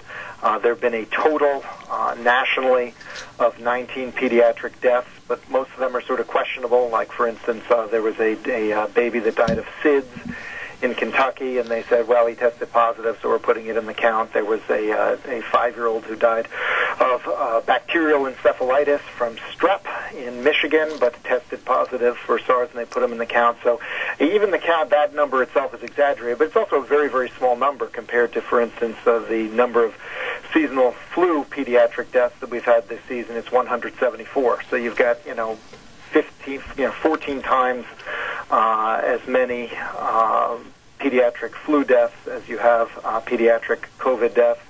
And as I said, the hospitalizations are almost non-existent. So this is a disease that almost completely spares children. And that's very, very good news. It means that we certainly should not have had any school closures, and we should be able to get back to school. And yet, we created this sort of panic when we closed all the schools, even though everyone sort of saw in the statistics that it was overwhelmingly very old people and people with pre-existing conditions who had serious disease and death with coronavirus. When they closed all the schools, I think most parents panicked. They thought, hey, there must be something they're not telling us. There must be some threat to children. And now we've got this problem where you have an irrational panic, and public opinion is now against schools, even though there's absolutely no reason for that. And so politicians get on board with the public opinion, and it becomes self-reinforcing. And that's why most of the country's been out of school for months. And unless we can get the public re-educated with the actual facts and data and information, there's a risk that there are going to be more school closings or irrational restrictions on schools. The facts are we've got 22 countries now that have reopened schools. We've had 0 increase in cases. We've had 0 new pediatric issues. We have had 2 school-based clusters in the entire world out of hundreds of thousands of schools. They were both in high schools, one in Israel and one in France. With older students at the high school level and with staff, you may want to consider some types of restrictions similar to other workplaces, distancing and masks and that kind of thing. But with younger children, there's absolutely no reason based on science to have any restrictions of any kind. They should be back in school, normal business as usual. That's the conclusion that all of the scientists in Europe are coming to. That's what all of the data is pointing towards. And we've got to get people to understand that and get public opinion turned around, because unfortunately, if we don't get the schools reopened and back to normal, not only will our children suffer grave psychological and educational harm from that, but it's also going to be very hard to get the economy back to normal, because people are going to have to make alternate child care arrangements, which are going to be very difficult to do, especially if governments still have restrictions in place. And so it is a totally irrational response to the facts and data that we have that schools have been closed. And if we don't get people educated on the real facts and data on that and get that fixed, it's going to be a major, major problem. It's going to continue to be a major, major problem. Phil, explain to me and my audience, and again, the feedback, Sean, please, the case of the Kawasaki disease, an inflammatory condition that affects multiple organ systems, and it affected, I think, about 100 children in New York. What is this, and what caused it, and where is it going? Well, we haven't heard as much about this in the last couple of weeks. This was one of the scare tactics that we heard to sort of keep the school closures and the lockdowns going, was this idea that even though no children are getting sick, maybe there's some connection between the coronavirus and Kawasaki disease, and this was sort of how they kept the embers of fear stoked. And Governor Cuomo was a big proponent of this. He said, totally recklessly, this will be much more widespread than anyone believes. And, of course, he was totally wrong about that, but nobody's done any follow-up studies. This is an inflammatory condition of children. It's rare, but not excessively rare. There are about 5,000 hospitalizations for this in America every single year.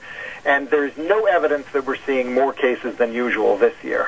In fact, the numbers appear to be a little bit down from usual. But what happened was they came in sort of all at once in these lockdown cities because people had been scared to go out. They've been scared to go to the doctor. And so sort of people waited until the cases got very severe, and then they reported them. And so about 100, maybe 150 cases in New York sort of appeared all over a couple of weeks after months of lockdown, and there were all these sensationalistic stories saying maybe this is related to coronavirus. There's no evidence that there is a connection other than potentially one of the theories about how Kawasaki works is that children who are disposed to it may have a viral trigger. There may be some virus that sets the condition off and causes the acute symptoms. But if that's true, and it's just a theory, almost any virus could set that off, could be that trigger. So even if there are some situations where this coronavirus is the trigger, there are viruses all around us all the time, and the child that's disposed to the condition almost certainly would have had a different viral trigger had this not been the one. The most important bottom line on this is it is a rare condition. It is not something to be concerned about. It is not clear that it has increased in any way as a consequence of the coronavirus. But most importantly, this is a highly treatable condition. If you do a course of steroids taken orally, it almost always resolves the condition. The only risk of long-term heart damage or death is from failure to get timely treatment. And the 3 children who died from this in New York, which was very tragic, they died because they did not get timely treatment. I would suggest that was a consequence of lockdown and fear, not of coronavirus. And if your child is exhibiting, symptoms, fever, rash, that kind of thing, get them checked out by your doctor. Don't be afraid to get them checked out by your doctor. If they do have Kawasaki disease, it is extremely treatable. But the idea that this is something that's going to become widespread, no evidence to support that. The idea that it is caused by coronavirus, no evidence to support that either. I see it more as a scare tactic than anything else. Phil, you've been on the show, like I said earlier, many, many times, and you're a straight shooter, but I want to go back and talk a little bit more about the fear against opening up our country and what it's doing to our economy. I mean, we had governors like Cuomo and Whitmer from Michigan and Newsom in California and others that absolutely were reining in even the total stupidity of not going out and planting a garden or not being able to put a boat in the lake and get off in some serene location and go fishing. This whole thing is just stymieing the whole economy, and I still do not understand why. Is it a matter of control, or what are they doing this for? Well, I think that they love power. They love the exercise and control over people's lives, and they think they know better than everyone else. And one of the irrational conceits at the whole beginning of this was this idea that if government doesn't save us from each other, then we're all going to spread a disease around and act recklessly and rub our hands on each other and get everyone sick and die. And it's just these models that assumed that people would behave the same way when they see there's a disease around that they behave otherwise are so illogical and irrational. What happens is, and this is why none of these models are ever right, what happens is people hear, there's a bad bug going around, they change their behavior, and then it dies out. And this is how it's always occurred. But they had this idea based on these computer models that only they could save us with these heavy-handed government policies, and then it got bureaucratized and irrational and totally out of control, and they started cracking down on anything and everything, whether it had any plausible connection to disease transmission or not. And once you start doing that and you feed this panic and you've got a whole army of people who think that if they don't have this draconian lockdown, then there's going to be mass death, it sort of, becomes reinforcing because you get public opinion that supports it. And then you think you're the greatest and your approval rating goes up and you just keep cracking down even harder. And that's what happened really in most of these blue states. And, once you do that, it's very hard to exit from, although I think that it's now becoming very difficult for them to differentiate why, you can't have more than 10 people at a gathering while the riots and looters have thousands and thousands of people. And so that will probably mark the end of it in some respect, but we'll have to see how the next weeks play out. One other issue I wanted you to address, and that's, of course, what's been predominantly in the news from back in your area, and that's been the vulnerability and the treatment of our seniors in nursing homes with the introduction of the pandemic, with the coronavirus. Have they cleaned up their act as far as how they're treating our seniors at these nursing homes?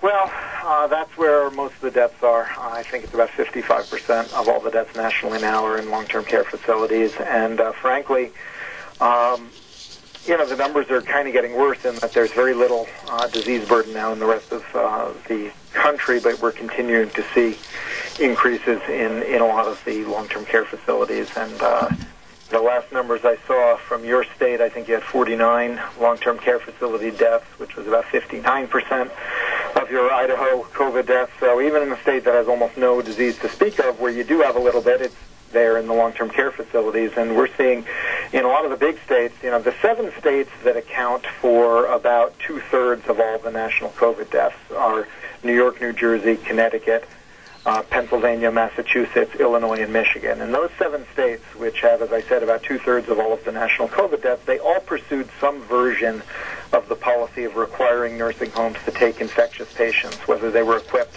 to properly isolate them or not.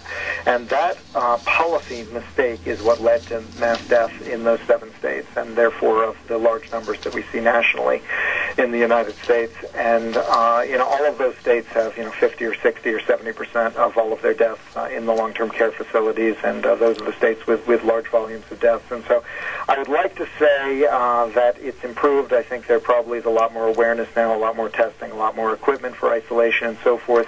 But we are still seeing large numbers of deaths each time they report in these states. So it may take a while for the sort of the improved focus and attention to kind of catch up and start saving some of these lives. But to some extent, it's just very difficult to do when you have people who are very old and very sick to start with. It's very difficult, even with the greatest efforts you make, to protect them from something like that. As far as the restoration of the economy, Phil, and your knowledge of what's going on or not going on, do you think we may, like President Trump said, see a V curve, or are we going to see kind of a horseshoe curve that's going to take a lot longer to get our economy back on its feet?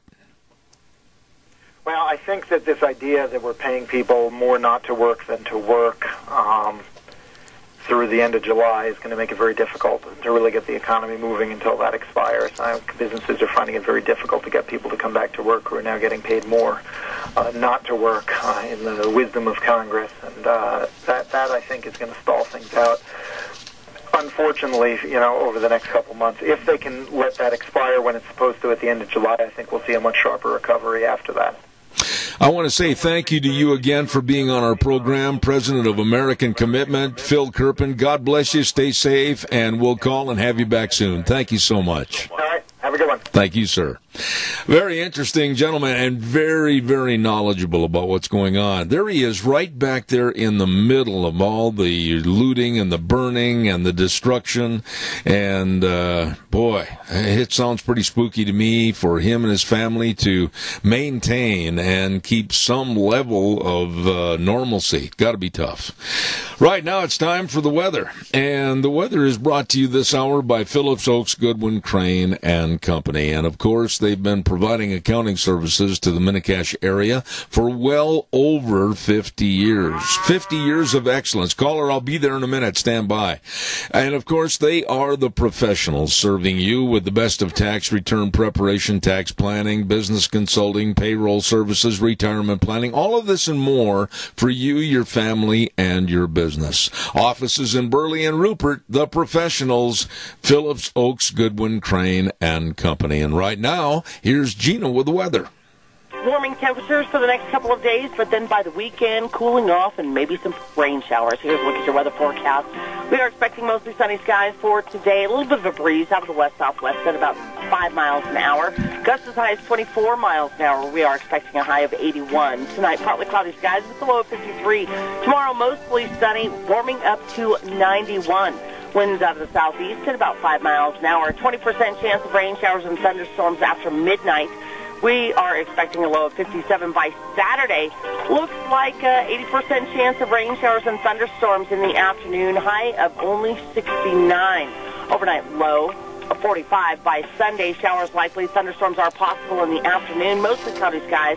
High of 55 with an overnight low of 39. Then as we go back to work on Monday, slight chance of rain showers, partly sunny skies. Only a high of 56. That's a look at your weather for Zeb at the Rain. Woo, going to get a little chilly out there.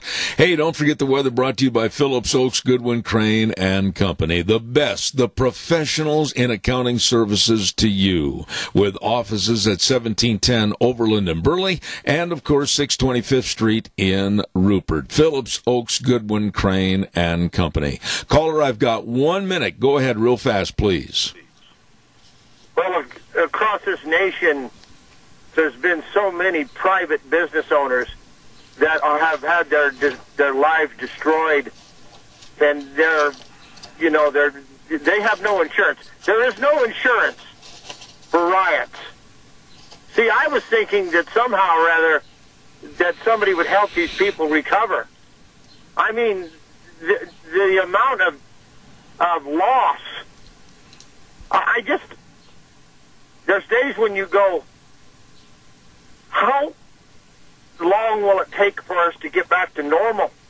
And then how long will it take for us to get our economy back? Well, this...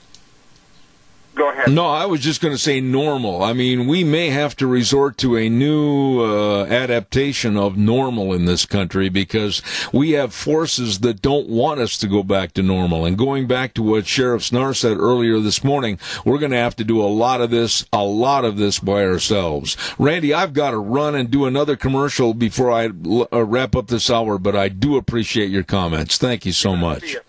At this time on Thursdays, we always have the segment, If You're Hungry and Starving to Death. I know some great places for you to go, and I'm going to tell you about them right now. Oh, I am hungry. AC Drive-In at 601 East Main in Burley. Oh, they got a new kids meal, chicken nuggets and a small fry and a 12-ounce drink. And along with that, they've got corn dogs. They've got cheeseburgers. They've got my favorite, the famous Farmer Brown burger, all the fries and the special sauce. Woohoo! It's good eating over at the AC Drive-In, 601 East Main in Burley. Let's move on over to Taco Bandito at 2301 Overland in Burley. Lobby is now 50% open and social distancing, but let me tell you about all the great food like the new pork burrito with beans, pork, rice, sour cream cheese. Woo, baby, it's good. Breakfast burritos, everything delicious on the menu at Taco Bandito, 2301 Overland in Burley.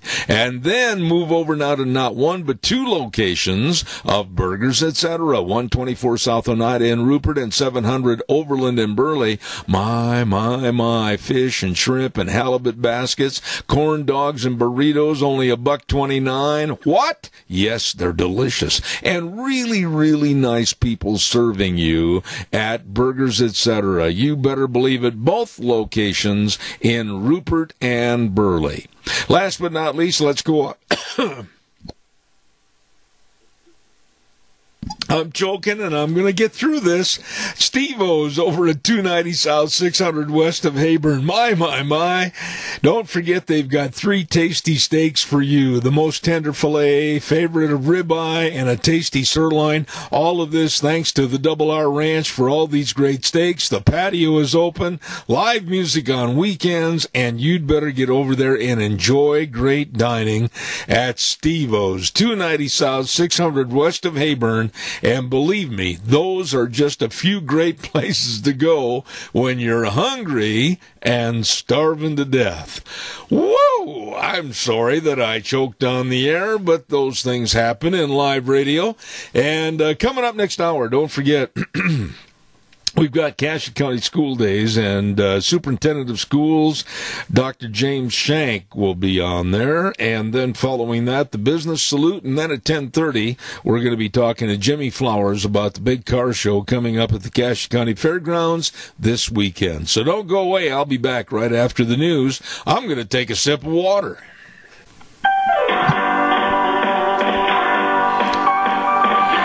Good morning and welcome back. Zeb at the Ranch, of course, on this Thursday, June the 4th. And, of course, our major sponsor, your Magic Valley, Les Schwab Tire Centers. All 7 locations serving you. Very safe, clean environment. And, of course, the best in tires. Your Magic Valley, Les Schwab Tire Centers. And then, of course, don't forget Burley Physical Therapy and Rehabilitation at 1263 Bennett Avenue, Suite 2 in Burley, helping you get back to being helping you. And our friends at Greystone Crossing Senior Living. Every day on the program we talk to you about Kelly and Matt Wiggins and their beautiful Greystone Crossing, 12-bedroom home, and of course it's on 21st Street, and beautiful warm furnishings, great meals 3 times a day, snacks, housekeeping, local transportation. Seniors, this is the place for you. I urge you to call and find out more information. Set up an appointment to see the beautiful facilities at Greystone Crossing. The number to call, 650-4979, Greystone Crossing, 1221 21st Street in Hayburn. Seniors living the good life with friends. Want to also stress the fact that some other friends of ours are helping you build your financial security and future through silver purchases. That's right, 7K Metals. Listen now, 7K Metals with silver purchases coming right to your home. Let's talk about our friends Lon Hardy at 312-8699 or Sharon Wilmot at 430-3259, and call them and tell them I told you to call. They will help you with all the information to create your own security bank through silver purchases. And it's also a great valued treasure for your loved ones in the future. Don't forget 7K Metals and give them a call. Tell them I told you to, and set up your financial security. Oh my, right now it's time for Cache County School Days, and I believe that we have with us this morning on this segment the Cache County... Sean, is he there? Is Dr. Shank on the line? No, sir. Okay. We are going to be hoping that he'll call in. Is he able to call in? I know there's been trouble with the phone lines. There we have. I hear it in the background. So he is a little bit tardy, but we're going to get him on the, we'll take his gold star off the wall and make sure that he doesn't go outside for recess.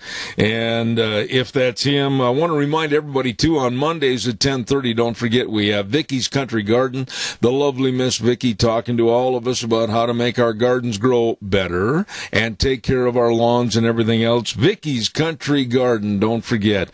Mondays right here on Zebeth Ranch at 10:30. Let's check over with Sean at our main studio. Do we have the Cache County School Superintendent, Dr. James Shank? Good morning, sir. How are you? Morning, Zeb. I'm doing great. How about yourself? Good.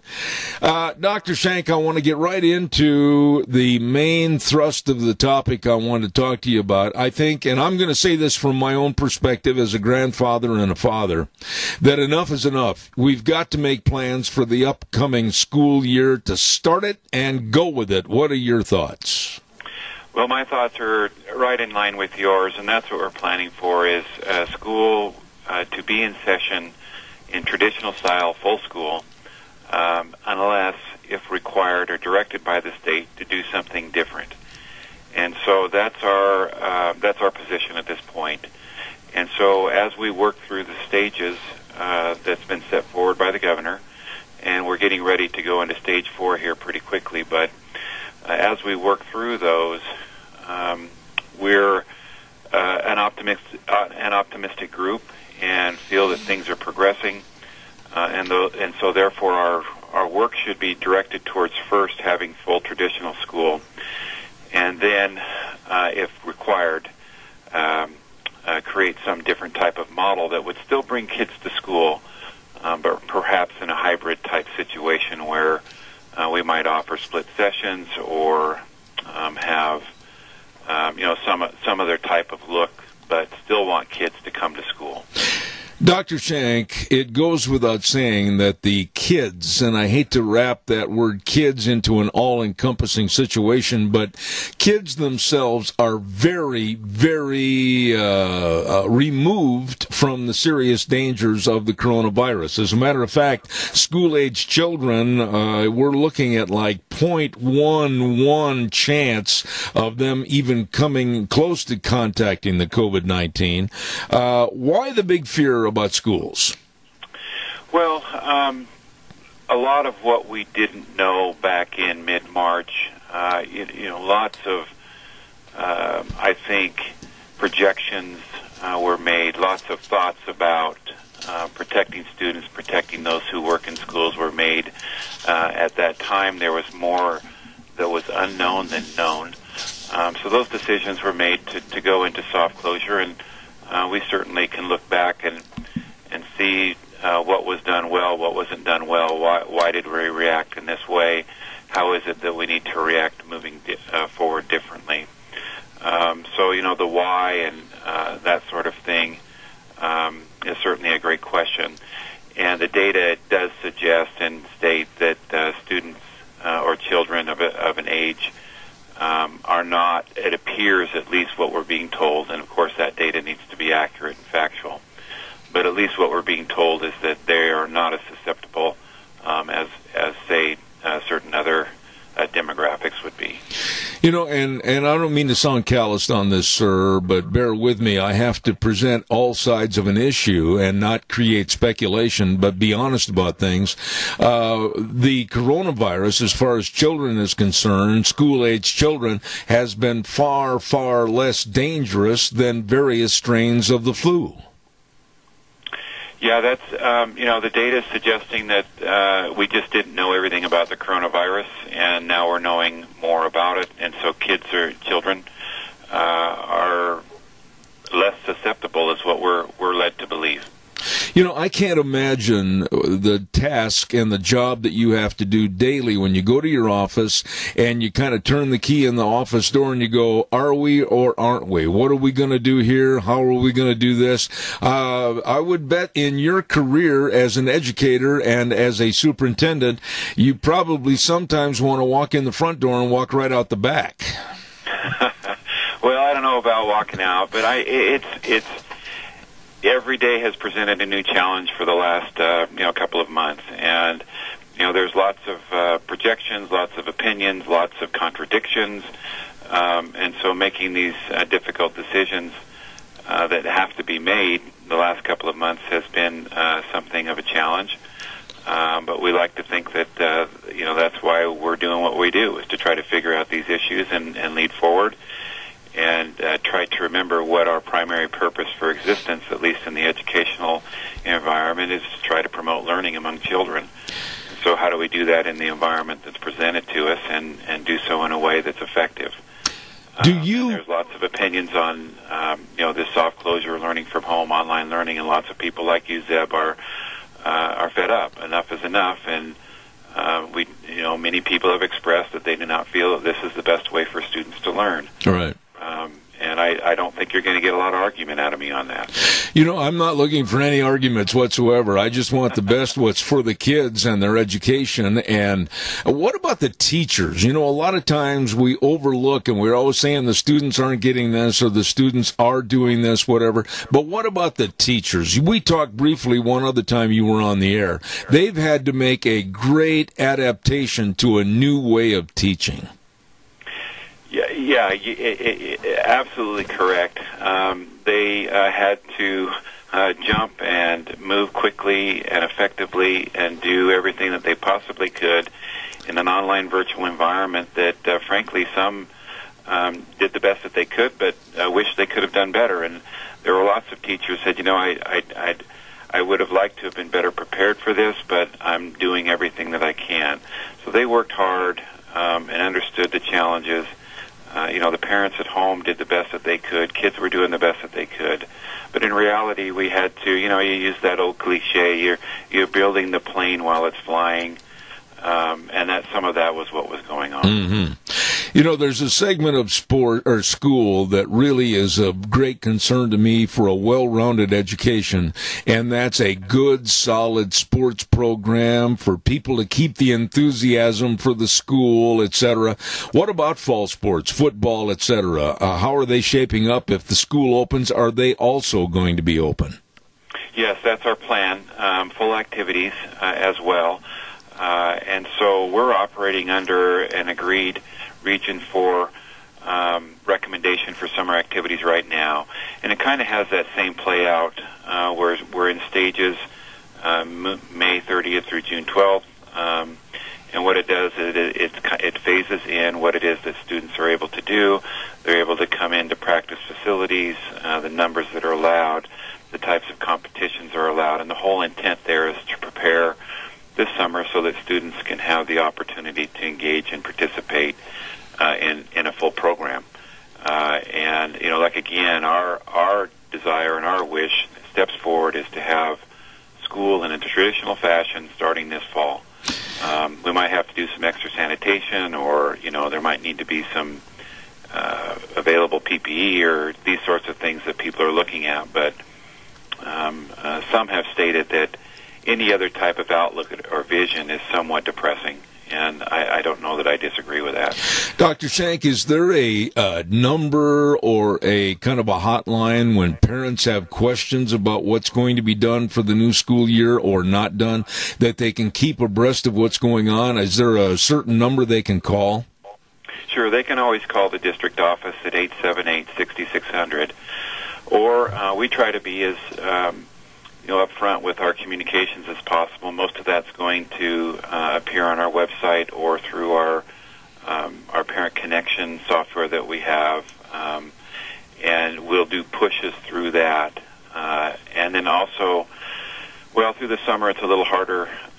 Principals are not available, but they're able to contact their school, but they may not through the summer be able to get someone to answer immediately. But the district office, we have people here that work through the summer and are always willing to help answer the questions to the best of their ability. Now, we're not that far away. I mean, literally, we're only, 6, 7, 8 weeks at the most away from school opening. I mean, what are you doing right now today to plan for the new school year? Well, right now, the things that we're planning for are typical. We do registrations. We track to see who's coming into school. We make sure that curriculums are prepared. Teachers have their classrooms, that sort of thing. All of those types of things are happening as we would have, say, even last summer. What's different is we've kind of given ourselves July 15th as a deadline for if we were going to do some sort of hybrid model. We would come back together and form a group and say, okay, here's what the state's saying. What will our response be? And then around that, a couple of days after or so forth, we would publish something that would be different, split sessions, this sort of thing, so that parents can prepare. And that's a month out before school starts, around July 15th. So, that's kind of our tact. It's been, okay, traditional school is our goal, but if we cannot have that because we've been told we can't, July 15th will be the date that we decide to say, okay, we'll do this differently. This is what we propose. Any final thoughts from your desk as superintendent of schools that you want the public to know this morning? Well, I just my comment on that would be, I want everyone to understand that we're doing the things that are necessary to prepare for this school year that's coming up within our purview today.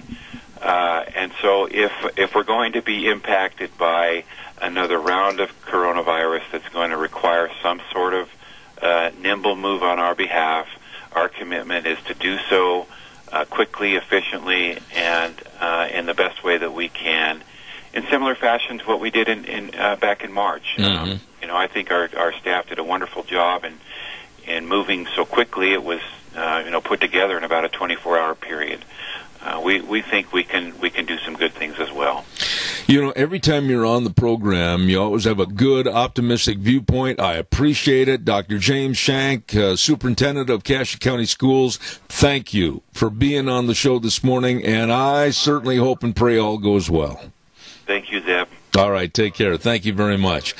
A nice man, and appreciate his candid remarks regarding the new school year, and I certainly hope all goes well. We got to get back to normal, and I pray that it does. Let's see, what else have I got to tell you about? Oh, boy, let's not forget Dad's Day is coming up. Oh, Daddy's Day in the not-too-distant future, and I know somebody that's getting ready for it, and that's Lee's Furniture, Floors, and More. I keep telling telling you, the best way to treat Dad for Father's Day is to take him by the hand, put him in the pickup or the car, take him down to Lee's Furniture, Floors and More, and say, Dad, come on in. You need a new recliner. They've got a great big recliner inventory. I mean, of all shapes and sizes and colors and fabrics and everything else. And just have him pick out one that he likes the best. And there you go. Happy Father's Day at Lee's Furniture, Floors and More. Don't forget all your carpet needs, flooring needs, mattress needs, all your furniture, everything right there with Jeff and the crew at Lee's Furniture, Floors and More at 459 Overland in Burley. You stop in and see those good folks today. Let's see, what else have we got cooking? In just a moment, we're going to be calling Corey over at Berry Equipment and Rental. While we are waiting, I also want to tell you that Doug's Alternator and Starter Repair is for sale. For sale. Yeah, the whole business, lock, stock, and barrel. You better believe it. It's a turnkey business operation.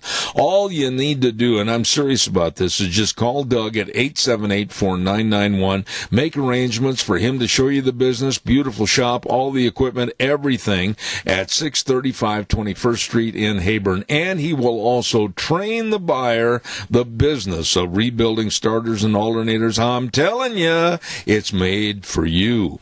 Great number to call, 878-4991. That number again, 878-4991.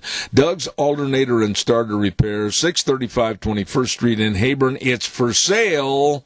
You better call him today. Right now, let's go to the phone line, and I believe we've got old Corey over at Berry Equipment and Rental with us. Good morning, Corey. How are you? I'm doing great. How are you, Zeb? Now, listen, what's going on over there at the 159 Highway 30 location? I mean, what do you specialize in? What's your major job over at Berry Equipment and Rental? I'm the sales specialist, so outside. So I drive around and talk to people about purchasing equipment. We got some great equipment out here for sale today. All right, well, tell us highlight some of the equipment that you've got for my audience. Go ahead. Yeah, so we're a Bobcat dealer, which mostly compact equipment, skid steers, excavators. We are now selling tractors this year, once again, and then we also do heavy equipment, which is Doosan branded. Doosan owns Bobcat, if you didn't know. So heavy excavators and wheel loaders. Okay. Now, how did you get started in this equipment business, Corey? Give us a little background about yourself. So I actually worked construction for years before this, and an opportunity came up with their equipment rental to actually sell some of this equipment that I've been operating, and with the little bit of knowledge that I had, I thought that sounded like a great idea, and it's been every bit as much as I expected and more. It's Berry Equipment is an excellent company to work for, and they treat me great, and they treat their customers great, and they're just a really good down-home company. Now, let me ask you this. When you signed on to work for Berry Equipment and Rental, did you have the opportunity to take every day and try to learn how to drive and use and utilize each piece of equipment? Yeah, absolutely. That was one of the great things about this company. They kind of gave me the freedom to do what I needed to do to learn what I needed to learn. And so I went to trainings, and I went out, and I played around, and they're at the yard in Burley. There's a big pit out there, and I've spent several days out there playing in equipment and down in the pit and learning how to use different things. And we invite all of our customers or anybody really to come down and play around in that pit with any of our equipment. So you'll teach them before they either lease or buy the equipment exactly what to do and what not to do, right? Absolutely. Yep. They can come to us, or I'll take equipment to them. I'll take equipment to anybody and I'll show you how to use it, and then I'll leave it with you and let you use it for a couple of days. Okay. Now, tell us a little bit about the hours that you're open over there at the Burley location, and for that matter, the one in Twin Falls also. Yeah, so our Twin Falls hours are 7:30 to 5:30 p.m. Our hours in Burley are 8 a.m. to 5 o'clock p.m. Okay. And if they want to give you a call or stop in, let's say that somebody has a project at home and they're not sure what they need for equipment or whatever, whether it's a Bobcat or whatever, you can kind of just help them out and find the right thing, right? Absolutely. Please just give us a call. Let us know what you got going on, and I guarantee you we have the right piece of equipment for you. What about the financing and the leasing programs? Talk to us a little bit about that. Yeah, so as of right now, we have outstanding programs. So we can do 0 for 60 on pretty much everything. Our tractors, 0% financing for 84 months. The coolest thing we got going on right now is called our 90-day payment holiday. Mm-hmm. Out of the first 12 months that you own the machine, you can pick any 90 days out of there to not pay for your equipment. So you basically get it for free for those 90 days, and instead of just adding that to the beginning, which most other companies are doing, we said, hey, you can. Right now might be a busy time for you, but maybe come this Christmas, things might slow down. It might be harder to make your payment. You can pick that to be right in your 90 days so that you don't have to make your payment during that time. Holy smokes, here's the man that knows how to help you, and that's Corey over at Berry Equipment and Rental. Okay, real fast, I want you to give us all the locations and the times that you're open one more time, please. All right, so we're at 159 US 30 in Burley. We're open from 8 a.m. to 5 p.m. We are at 465 Addison Avenue West in Twin Falls, open from 7:30 a.m. to 5:30 p.m. And we also have a location at 2324 Caldwell Boulevard in Nampa. And our hours of operation there are 8 a.m. to 5 p.m. I'll tell you what, Corey, you did a darn good job this morning, and I certainly hope you'll come back in the future on behalf of Berry Equipment and Rental. Thank you very, very much. No problem. I appreciate you having me on. All right, sir. Have a great day and a good weekend. Thank you. All right, will do. You too. All right, take care. Nice guy over there at Berry Equipment and Rental, Sales, Service, and Parts. Corey over there, you be sure and get a hold of him. Now, here's what's happening for the next half hour. We are going to send it back over to our main studios in just a moment, and then a dear, dear friend is going to be on the program, and when it comes to automobiles, he knows all about car shows, etc., and that's Jimmy Flowers. Caller, real quick, I'll take your call. I've only got about 30 seconds. Caller? I heard the cow, but I don't hear the caller. And we have had some phone problems this morning, and so therefore I apologize. We had a system, I think, that just in simple terminology burned up. And if we can get that caller on, Sean, are they able to come on the air or not? Evidently. No, okay. The phone line is not working, so we're going to have to go with what we have and send it back over to our main studio. I'll be back in about 3 minutes. And now, back to Zeb at the Ranch on AM 1230 KBAR. To reach Zeb, call 436-2244 or toll free 1-866-927-4587. And now, here is Zeb. Oh, an interesting morning, to say the least, as we go into our last half hour, and I certainly hope our dear, dear friend is on the line with us. Let's check with Sean. Do we have Jimmy available, Sean? Yes, we do. Appreciate it, sir. Thank you. One of my dearest friends and a gentleman and his wife that have been so supportive of our lunch bunch over the many, many years, and he is a car aficionado. I mean, he knows all there is to rebuilding and restoration of vehicles and has been instrumental in the car show they have every year. Jimmy Flowers, good morning, sir. How are you? Good morning, Mr. Bell, my good friend. I am doing well. I thank you for all the accolades, but you're talking about when I wore a younger man's clothes. No, don't worry about that, Jimmy. Now, you've got something special coming up on this Saturday, and normally it's more than just a one-day show. It's your car show, the Mini Car Show and Shine. Give us a little background on this car show. Okay, well, this year, this is just kind of a last-minute update. Our car show this year will be a one-day show and shine. It's going to be on June 6th, Saturday. It'll be from 9 a.m. to 4 p.m. There is no entry fee for the cars and no charge for the spectators.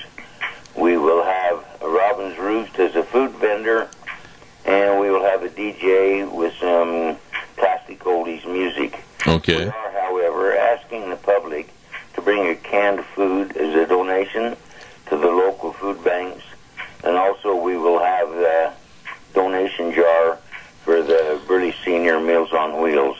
And we've had that at every car show for the last several years. Jimmy, every year, the organization that puts on this car show is whom?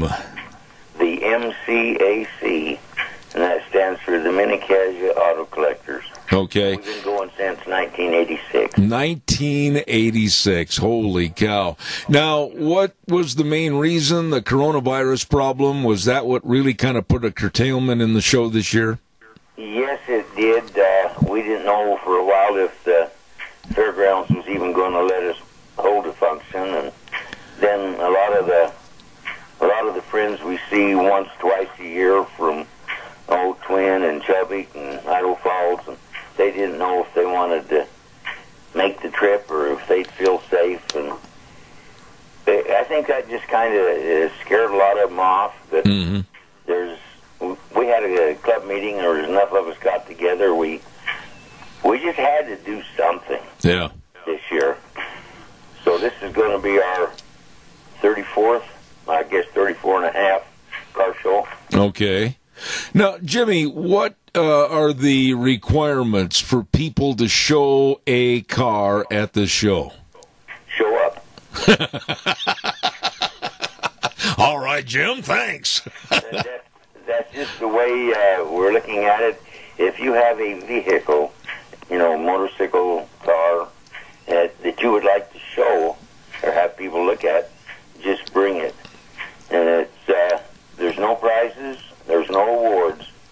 Just come to show your ride or come to admire others. Okay. Now, when they get there, and there's going to be somebody that's going to tell them where to park, and the gates are going to open up at 9 o'clock on Saturday morning until 4 in the afternoon, and you mentioned that there's going to be a disc jockey, there's going to be music and everything. What about some place to eat? Yes, Robin's Roost. Okay. Will be there. Okay. She's been the last couple of our car shows. She comes in with her trailer, and it's pretty good food. Okay.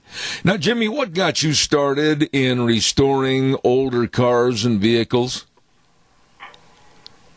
Well, there was a gentleman named Richard Gee, and he had a little ad in the newspaper, and he asked something about if there was any interest in the local area about showing some old cars, and there was a handful of us went to this first meeting. It was in the little room of the Idaho Bank and Trust back there in their back room, and there was several of us showed up, and there was some interest, and there's still two of us, me and Casey Anderson, were the only ones left out of the original group, and that's how it all started. I was trying to remember 7, 8, no more than 10 at the most that showed up at this meeting, and I can only remember a handful of them now, but they've either moved out, passed on, or somehow otherwise lost the interest in the show. And we've had some really lean years where it looked like it was going to fold up, but it's nice and strong now. It's a good club. We're getting some younger blood in there again, and I think it's going to be around for a while. Well, let me ask you this. Of course, now you probably had been around automotive repair and restoration in your life to do this, but what about some people that said, gee, I'd like to rebuild this vehicle and I don't know how? I mean, were there other members of your club that would help them? Give us a little story about that. Oh, yeah.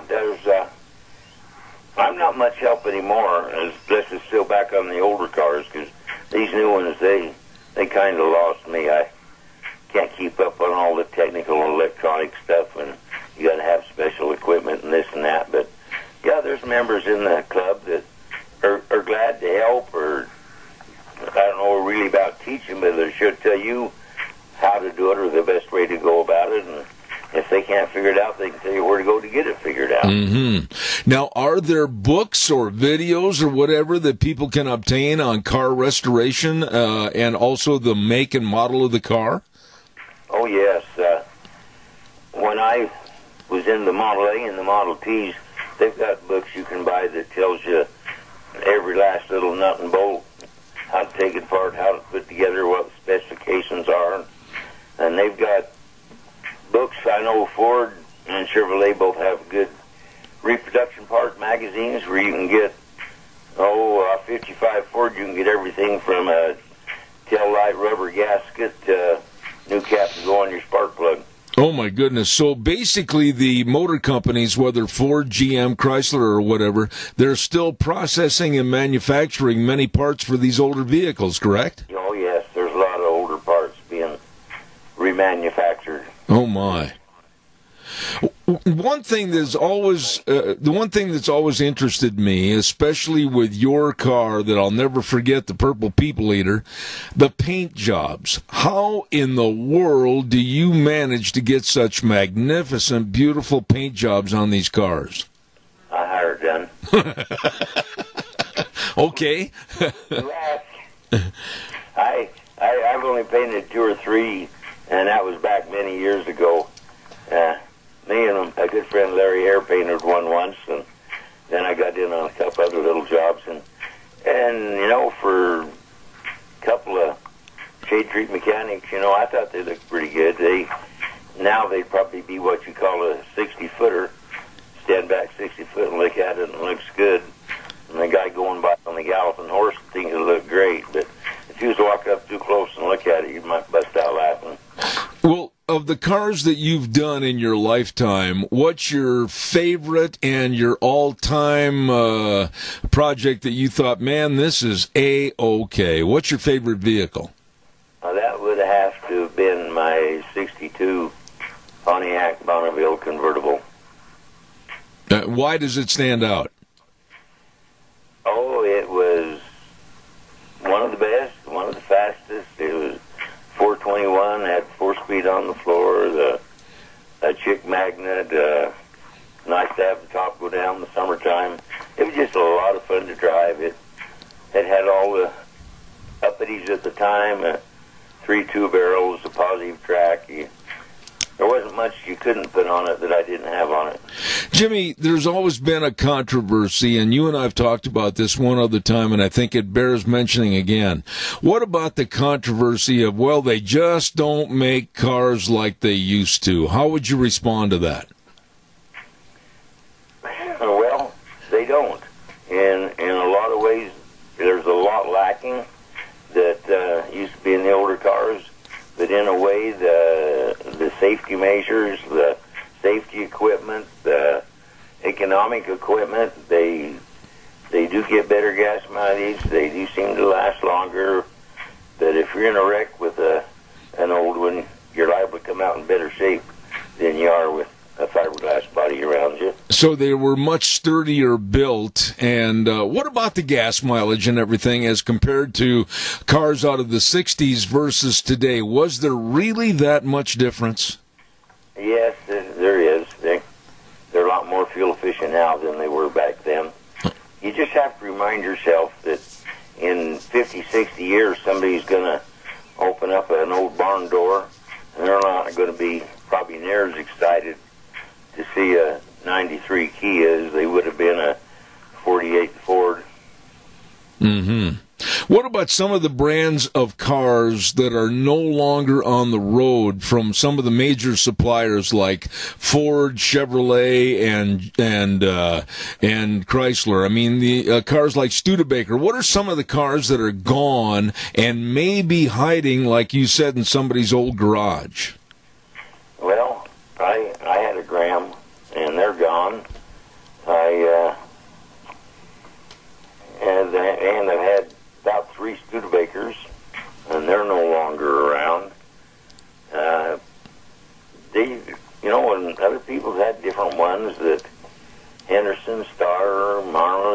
You know, Oakland was a good car, but you're going back older cars now, and I guess Ford, Chevy, and Mopar are the only ones that really survived all the ups and downs and lasted till today.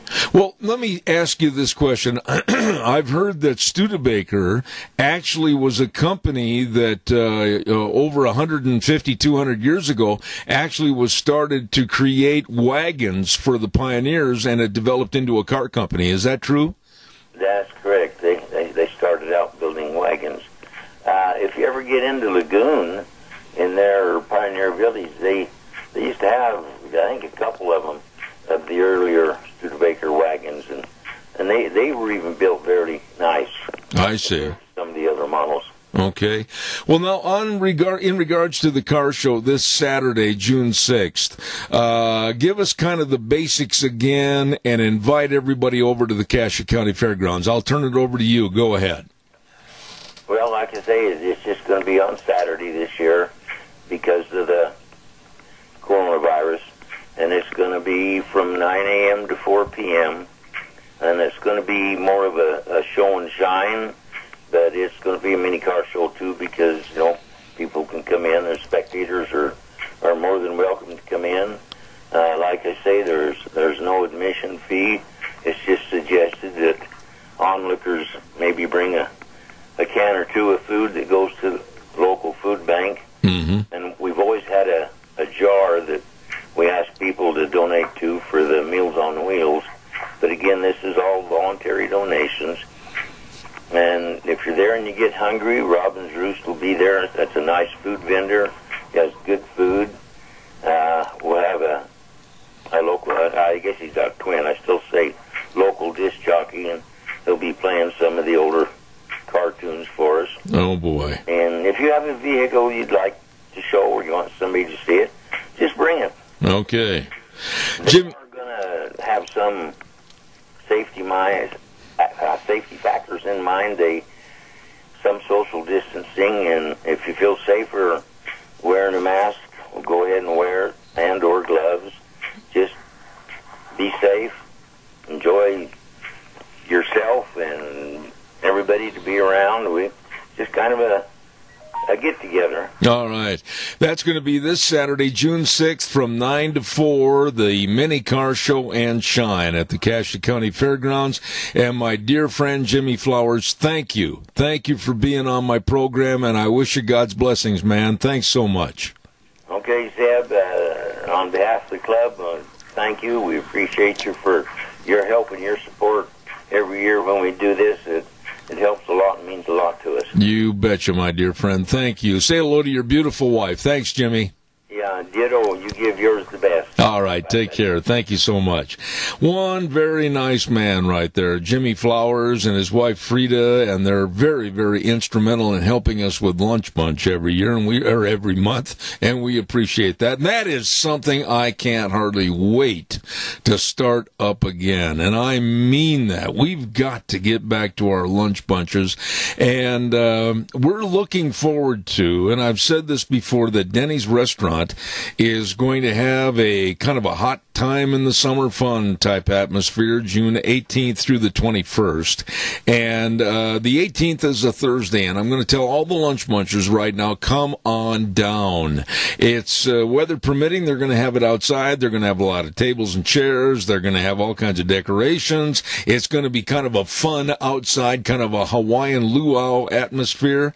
And we're going to have a great big duck pond there that they're going to draw prizes from. So don't forget that, and that's going to be on June 18th, and we're going to be at Denny's Restaurant, 611 North Overland in Burley, for a big fun noon at Lunch Bunch at Denny's America's Diner. Going to be a lot of fun.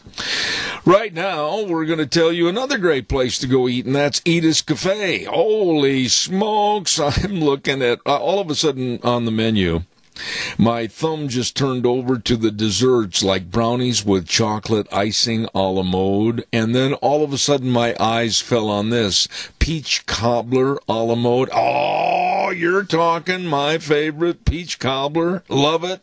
All of this at Edith's Cafe, 144 East Highway 81 in Burley. You know, whether you're going in for a sandwich or whether you want to go in for a great steak, I mean, the food is absolutely excellent.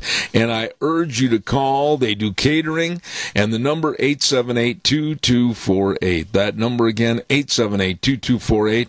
Edith's Cafe, located at 144 East Highway 81 in Burley. You stop in. Their hours are Tuesday through Thursday, 11 to 8, Fridays and Saturdays, 11 to 9. You know, due to the fact that we are not going to be able to take incoming calls right now, I believe Sean said that line, and the availability has been burned up for some reason this morning. What we're going to do is I'm going to give you the weather forecast, and then I think I'm going to have Sean kind of tail us out of this program with some extra music until we get all the equipment fixed for next Monday. But right now, let's go to the weather forecast, and the weather brought to you by Scarro's Meats, and of course, Don Scarrow and his crew at 331 North Road, Jerome. Telephone number to call, 324-7657. And we're talking about meats for every occasion. Maybe you're having a family gathering, or maybe a company picnic, or maybe something special just this weekend with your family. I mean, whether it's the tri-tip or all the marinated pork ribs or all the different types of bacons or sausages, or let's not forget all the bratwurst. They've got them all in many different flavors. Better check it out. Scarro's Meats, 331 North Road, Jerome. Telephone number to call, 324-7657. Right now, here's Gina with the weather. Warming temperatures for the next couple of days, but then by the weekend, cooling off and maybe some rain showers. Here's a look at your weather forecast. We are expecting mostly sunny skies for today. A little bit of a breeze out of the west-southwest at about 5 miles an hour. Gusts as high as 24 miles an hour. We are expecting a high of 81. Tonight, partly cloudy skies with a low of 53. Tomorrow, mostly sunny, warming up to 91. Winds out of the southeast at about 5 miles an hour. 20% chance of rain showers and thunderstorms after midnight. We are expecting a low of 57 by Saturday. Looks like 80% chance of rain showers and thunderstorms in the afternoon. High of only 69. Overnight low of 45 by Sunday. Showers likely. Thunderstorms are possible in the afternoon. Mostly cloudy skies. High of 55 with an overnight low of 39. Then as we go back to work on Monday, slight chance of rain showers, partly sunny skies. Only a high of 56. Look at your weather. Wow. It's going to cool off a little bit. Holy smoke-a-rollies. Anyhow, thank you, Gina, for the weather forecast. And, of course, the weather brought to you this hour by Scarro's Meats, 331 North Road, Jerome. That telephone number again, 324-7657. You can go to their website, scarrowsmeats.com. Don't forget, Scarro's Meats, they are changing the way we eat, one delicious bite at a time. Absolutely. Next Monday on the program, I want to mention to you that we're going to have a gentleman that is absolutely outspoken with his great thoughts on how this world and this problem with what's going on in our country with the looting and the burning and the animosity against our police forces. Raynard Jackson is going to be on the program. He's scheduled for 9:30 next morning, along with Rick Manning with the Americans for Prosperity, and then, of course, Vicky's Country Garden and Dog Days. We're going to have Deb Hines on talking about some of the dogs that have been dropped in the area and picked up and nurtured by the Minidoka County Animal Control. So all of that coming up on Monday's program. Don't forget that. I urge you to be safe. I urge you to be sane and have a good weekend. There's a lot of turmoil in the world today. Fortunately, it hasn't kind of pilfered into this area, but one can never be too careful. And we always end our program. I know I'm ending it a few minutes early because we do have some equipment problems that need to be addressed. I'm going to say that the way things were are the way things ought to be. Those are the key words we end our show with, but the 4 words that mean the most to us: in God we trust. Go to church this Sunday and let's pray Let's really pray that we can get this mess in this country settled. Until next Monday at 8:06. Zeb at the Ranch, thanks, Sean, for all you do over there at the board. Hope things are better Monday. Take care. God bless. We'll see you then.